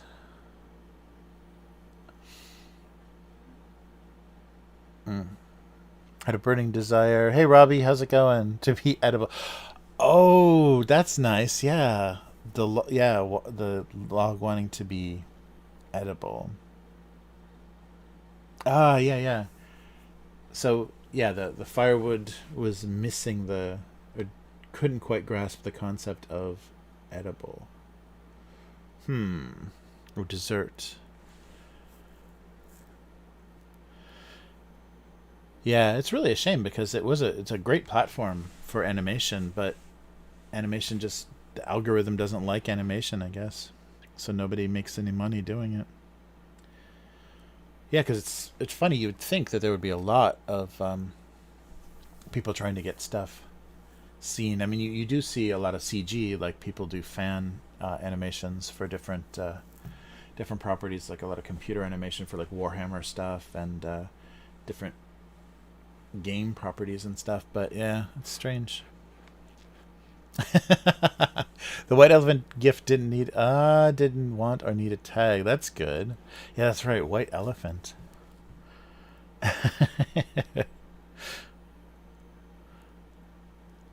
Or they thought it was best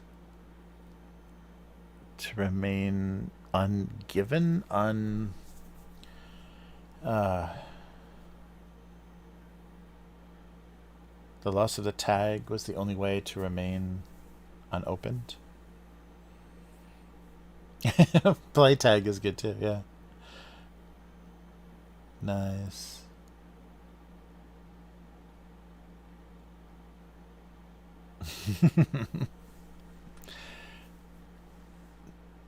Nice. Yeah, you missed the chicken. You missed all the fried chicken at the beginning. It was Japanese style Christmas with my tiny hat. All right, a tagless gift and a nameless tag. Thought that somehow they could make it work. I like that. I like the weird romance of that, the doomed romance of that. I can't think of.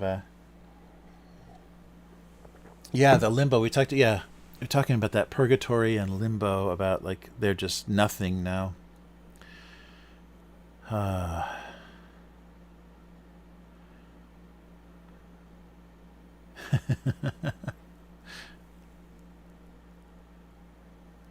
Yeah, yeah. A leftover gift. Oh, yeah, leftover is so sad. That's such a common concept here, too, because there's such a strict idea of you need to be married before 30. And if you're not. So, an unmarried woman in her early 30s in Asia is just like, oh, you failed. You had one job. You had one job.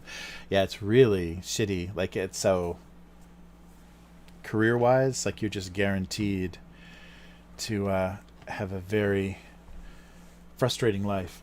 And it really isn't. Like at the university that I work at, there are no female professors that are married anymore. Either never married or divorced, because you can't put in the time. It's just impossible. And people like associate professors and kind of lower down the list or lower down the rank or whatever. It's the same thing with them. If they wanted to keep their career going, they just have to sacrifice something. And yeah, it's brutal. Doomed romance of giving gifts. Yes. Nice.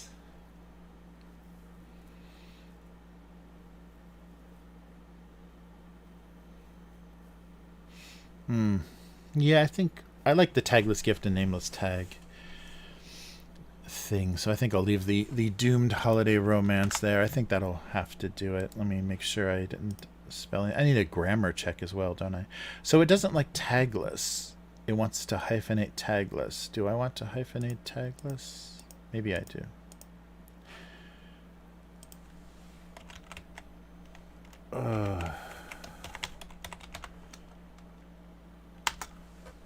There is no such word. Oh, in programming lingo. No, tagless. Tagless t-shirt is not hyphenated, yeah. Adobe, your dictionary sucks. Yeah, that's right. Tagless t-shirts. All right.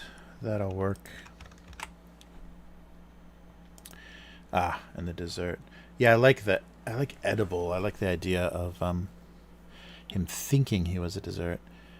So they're either questioning what he's doing there, or he's missing the concept. He's missing everything. He had the whole holiday thing down except for the edible part. Yeah, tagless was coming up mostly. Tagless t-shirt was coming up, and also tagless for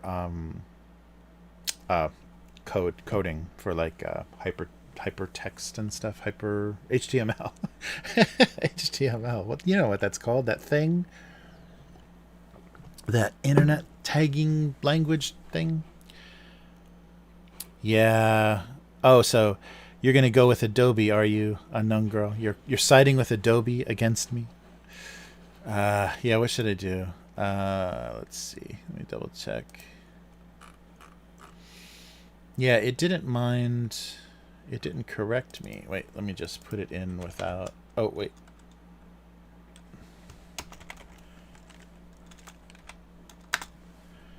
Wait. Oh, latex. What? Latex. Tagless, being without tag. Yeah, there's a lot of...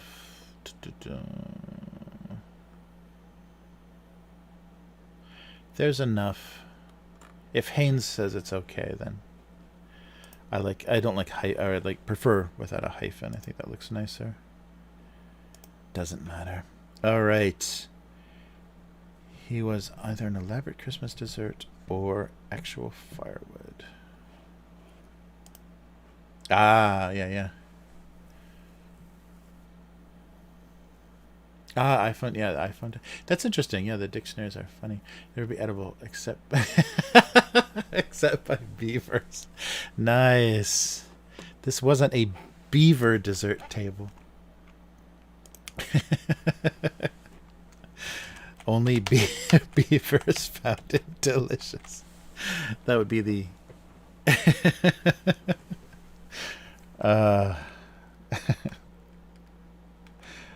yeah, he was happy to be the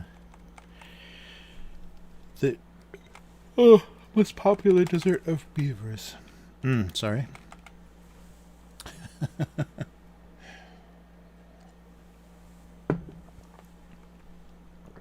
All right.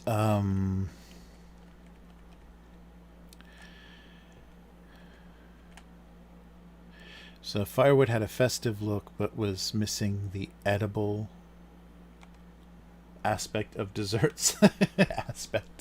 The edible part of the dessert, of being a dessert.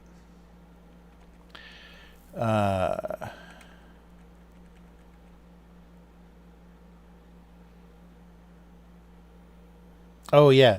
I was just thinking like one of those little like coconut balls, or like an Italian wedding cookie or something like that. Yeah. Damn, this is a good log. Beaver, probably. And I like they spelled damn like beaver. Damn. Nice, because beavers don't know that word is also is it profanity? It's a swear.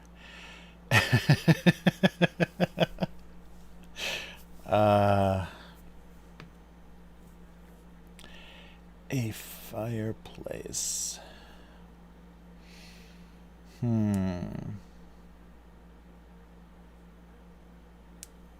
His place was the fireplace and not the dessert.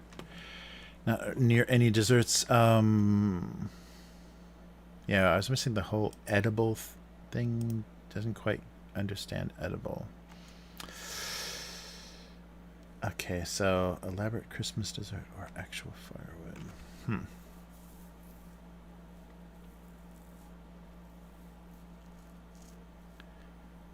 So it could be super realistic or just firewood.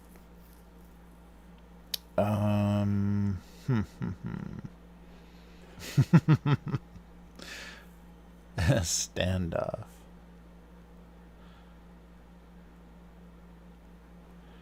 Yeah. They tried to explain.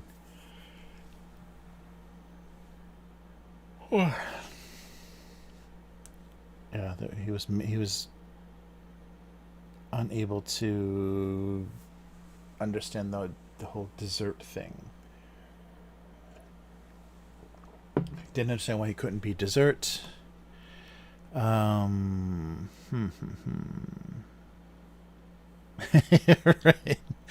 He was firewood or a Christmassy log-looking cake thing.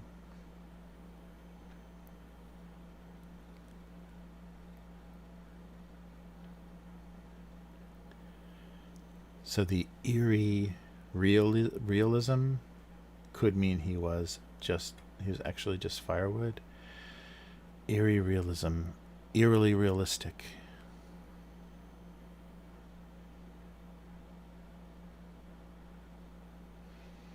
Yeah, either or. I don't know if that's a very funny structure. There might be a funnier way to say that.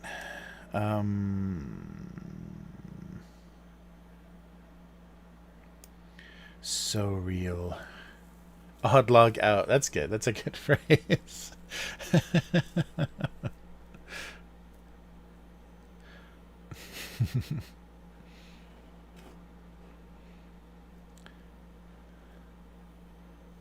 Yeah, he thought he could be happy if he was just dessert. Or he was hiding out on the dessert table. Oh, to escape the flames.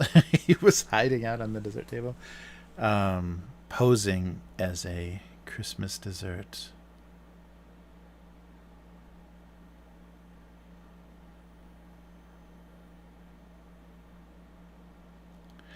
Yeah, so they were just assuming he was posing as a cake to avoid the fireplace.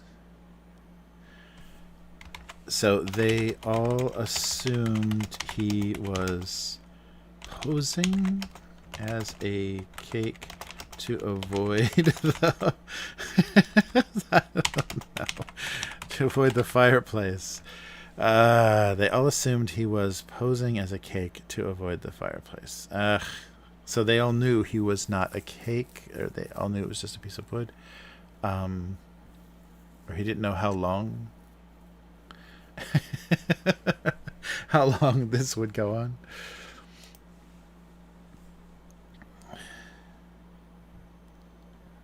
Yeah, that might work. I think the incognito. Nice. Yeah, if this cartoon needed a title, a one-word title, that's perfect. Incognito, the name of the episode. That's right. If I named the if the live streams had titles, Incognito would be the best. What's up, fellow desserts? Did you see for Halloween? So many people are like, so many celebrities are way too like self-aware now. But Steve Buscemi actually dressed like that for some Halloween photo. The "What's up, fellow kids" or fellow students or whatever. I don't know what show that was from, like what sitcom or whatever that was from, but the meme, he dressed up like that, like 20 years older or whatever than he was when that originally was shot. Nice. The log was a cake. The cake was a lie. All right. Yeah, they all assumed he was just posing as a cake. Yeah, I think that's good. He didn't want to burn. That's a pretty happy Christmas message. A tagless gift. The name was Tag. Thought it would come work it out. Okay, I think the tone is working. Hey, Damon, how's it going? Good to see ya.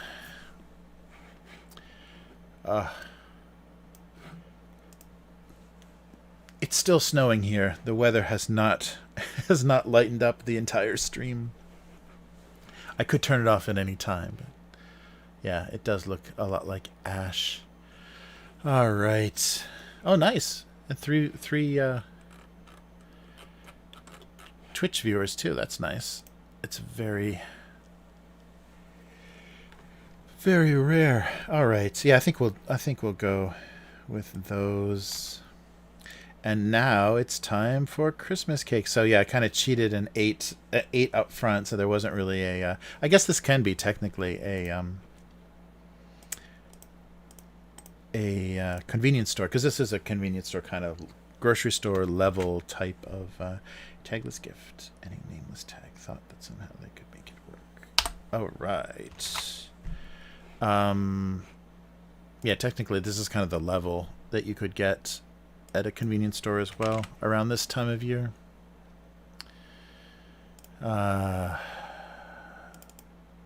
Sorry, let me just make some JPEGs real quick here.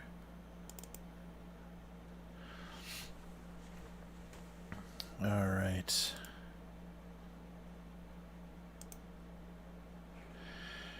All right. Oops. Boom, boom. And one more. They all assumed he was posing as a cake to avoid the fireplace. But maybe he was a cake. Maybe he actually was a cake. He could just be a really convincing cake. All right. That works. Oh, and then we'll open something back up so we don't have to look at the...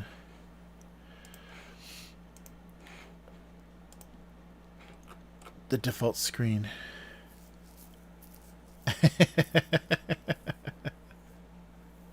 They were all cakes. He soon realized they were all cakes. Everything is a cake. Or nothing was edible. He quickly realized they were all elaborate Christmas decorations. Alright, sorry. One more second here. So this will get us through the holidays on the cartoon. Nice. Well, that's weird. Yeah, usually I don't. I guess it's 23rd and 28th will be the two cartoons.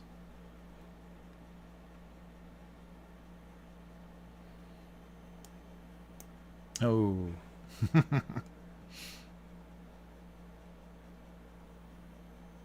Oh, wow, flooding. That's no fun. Yeah, the volcano is still active. It's supposed to be snow. Yeah, for some reason the alpha channel is real weird. I think because it's maybe it's a 4K clip that I kind of squished down, so maybe it's screwing up the maybe anti-aliasing or something is screwing everything up, but it looks very dirty. It's the dirtiest snow ever.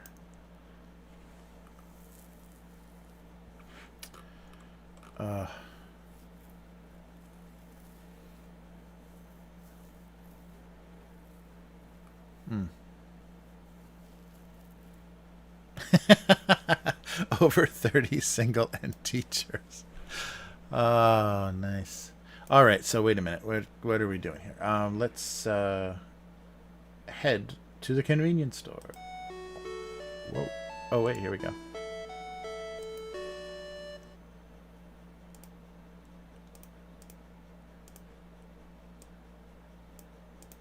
And it's snowing in the convenience store.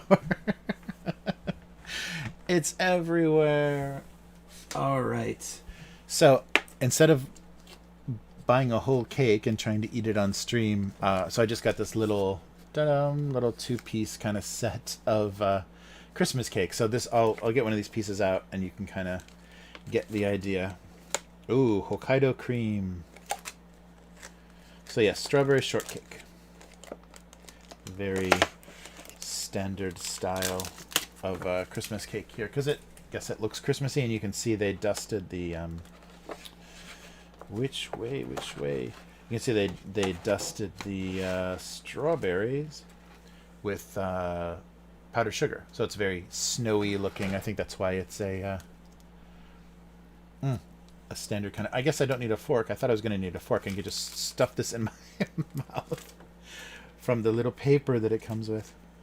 But yeah, see the little layers. So it's usually actual strawberries, and in a more expensive one, there's like little pieces of strawberry in the different layers. But it's just a little shortcake, layered shortcake with frosting and powdered sugar on it, and usually a lot of like little marzipan decorations. The expensive ones have marzipan all over them, but this is Japanese Christmas cake. Aren't they cute? They're really, and they have a lot of cute little variations. But this is always the style of cake. Like they don't do chocolate. I mean, you probably could get a custom one that's chocolate or something, but they're almost always the strawberry shortcake because it's so.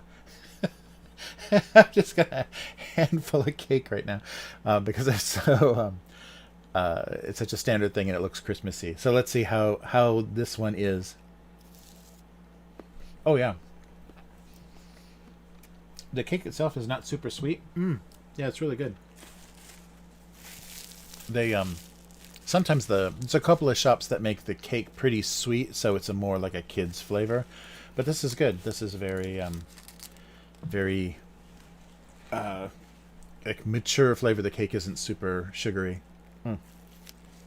And it's all about. I can't believe I eat on live stream so much. Look at that. It's all about the cream. There's a tremendous amount, and you can probably see, tremendous amount of cream on top of this. So it's almost just like a little bit thicker whipped cream on top of the cake. So it's not icing. It's not sweet frosting. It's just actually like whipped cream. So like my thumb is all covered with it right now.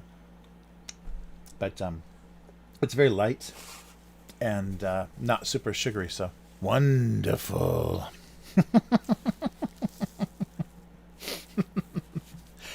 Wow. All right, so this is half eaten. Nice. Wow, there's been a lot of disgusting eating on this stream, so I hope you enjoyed watching me pick chicken off of a bone and then stuff whipped cream in my face. So I'll have the strawberry. So Merry Christmas, everybody. Drop it on my desk. Oh, wow. How did they get a sweet strawberry in the middle of winter? Wow, that's good. Yeah, usually the strawberries are really sour. Oh, nice. K5's got a food boner. Oh, no. Well, I'm not leaving you alone with any creamy shortcakes. Wow. Yes, I hope everyone has a great holiday this year. I can't believe that we're still in weird, it's not quite lockdown, but it's like restricted holiday mode. It's really bizarre. So we're going to try to get together as much as we can because most of my in-laws are local as well. So hopefully over the holidays we'll see people. But I don't know. It's very strange that we have to be living like this. Yeah. But yeah, I hope everyone has a Merry Christmas and enjoy watching me stick Japanese food in my face. Hopefully none of it was too much on the mic, so you didn't have to hear all of that. But it's always fun, and I'm really grateful. Like Christmas time always reminds me of when, you guys found this stream. Like I didn't really exist until that Christmas, like 2018, 2019. I think it was the year that I was sick, that 2019. So when Hyphonics found the stream and you guys started watching my archive, and I didn't even realize people were watching this live stream, and then people started showing up. I think that raid that happened in January that year. So that was really fun. But 2019, yeah, that was brutal. I'm really grateful to have you guys. It really makes this so much more fun to do, because I literally was talking to myself. Like I would look at the viewers, and it was literally, I had a YouTube window up and there was one YouTube viewer, so my YouTube window was watching me. So it was really fun for this to become a more of a thing. So yeah, thank you so much as always for being here, and I hope you get something out of it. I hope it's fun to share and to hear about, like, kind of like how things on the other side of the world are, and how, different in good ways that a lot of the stuff is over here. But yeah, it's fun, and I do miss yeah, well, that's great, that's very great. I do miss being able to have all this home style holiday stuff, and be visiting people and everything, because it's been a while, and I can't believe, like, the year that I promised, like, okay, 2020, this is the year I'm going to get back to the US a few times this year, and see everybody I wanted to see, catch up, and then the pandemic happened. But luckily the stream happened too. Yeah. Oh, good. Well, I'm glad. Thank you, Unknown Girl. I'm glad I stuck with it too. Yeah, I was really, because I was so sick that Christmas, I was like, okay, yeah, I'm just done doing this, because I can't. I'm just doing it, to myself, and I'm not feeling like it's getting anywhere. So that was, it's amazing. It's amazing how these things happen, and very happy that it did. So yeah, very fun. Oh, good. I'm glad I can be entertaining. Oh, wow. Oh, that's insane. Drove to LA. So John drove to LA and will be in Canada for 3 months snowboarding. That's crazy. Well, good. Yeah, I'm glad I can keep you guys entertained, and it's fun. It's fun to have that contact. I get so much. It's so nice to have so much information, and find out how you guys are doing and how the rest of the world is, like, handling things. Because otherwise, I just have, like, friends and family back home, but not a very broad view of what's going on. So that's very good. Very cool. Yeah. Yeah. Oh, so nice. Well, yeah, I'll be back. Just after. So next week it'll be the 28th. Yeah. So right before the New Year, so we can talk more about the crazy stuff that happens at New Year's here, when they have to always scale it down, because it's very crowded at the temples and the shrines and stuff on New Year's Day. Yeah. Well, we'll see. I mean, it'll be fun. It'll be fun to slowly evolve and find more of an audience. Yeah, there should be. Yeah, I don't know, because I've tried promoting the stream with the Go Comics people, and I think everybody that reads the cartoon on Go Comics has never watched a live stream in their life. So it's not. There's no, like, crossover. So we'll see. Yeah, I got to get some better mods, though. I think everybody, these bums that have the blue wrenches, I'm kind of worried. So that's going to be my big push for 2022, is to improve the mods. Nice. Yeah, I love the interactive part of that, of the stream. It really it helps my thinking a lot. Like, I don't get stuck, like, kind of just repeating the same joke and replacing words. And it's really fun to hear your guys' feedback and takes on stuff. Like the beaver, the beaver dessert was good. Nice. K5 knows I'm just joking. But yeah, so I hope everyone has a good and safe holiday. And I'll be on Friday. Chris and I are going to do the weekly stream. I'm not sure what Chris's schedule is over the holidays, so I don't know. That might be it'll definitely be the last one for the year, but I'm not sure how soon we'll be back, because then Friday's going to be the New Year holiday. So we'll figure something out. I may just do a solo thing. We'll see. But I'll have an ugly Christmas sweater on on Friday if you want to see that. Nice. K5 just got a new hammer for Christmas. Oh no. Yeah, I just want to. Yeah, no, I think you're right. I think the time, Estrella, I think the time is a big factor because I kind of screw over. I'm in a weird limbo space because everybody in North America is up really late, and it's yeah, kind of in the weird middle of the day for Australia and the rest of Asia and Europe. I think it's morning because it's like 8 hours. Yeah. Uh, yeah, that's great. Yes, well, you too, unknown girl. Yeah, so Merry Christmas and Happy New Year to everybody, and thank you so much for being here. And hope to be with you again next year. I hope we can share this again for a whole other year. It's really really fun, and keeps me very motivated. And I hope that I'm at least having something interesting to say. Just try to, yeah, watch enough movies and observe enough of what's going on here culturally to be able to tell you guys about stuff. So yeah, take care, everyone, and yeah, safe and happy holidays. And we'll do this again.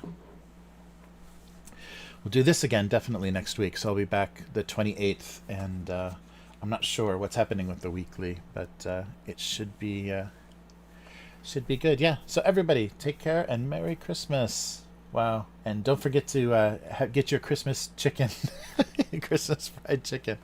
That's funny. I wonder.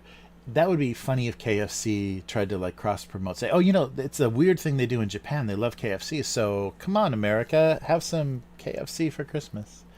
Yeah. So Happy New Year. Yeah, the Year of the Tiger we're going into. So I gotta do a New Year's card. So hopefully I'll have some cartooning of a tiger to show you guys on the next stream. Hopefully. I got too much to do before the end of the year. Yikes. All right. Very good. Well, yeah. Thank you so much, and everybody, be safe and enjoy yourselves over this. Hopefully, everybody has a bit of a break and can just kind of de-stress and forget about everything else going on. So take care, and I'll be with you again soon. Merry Christmas, Happy New Year. Goodbye.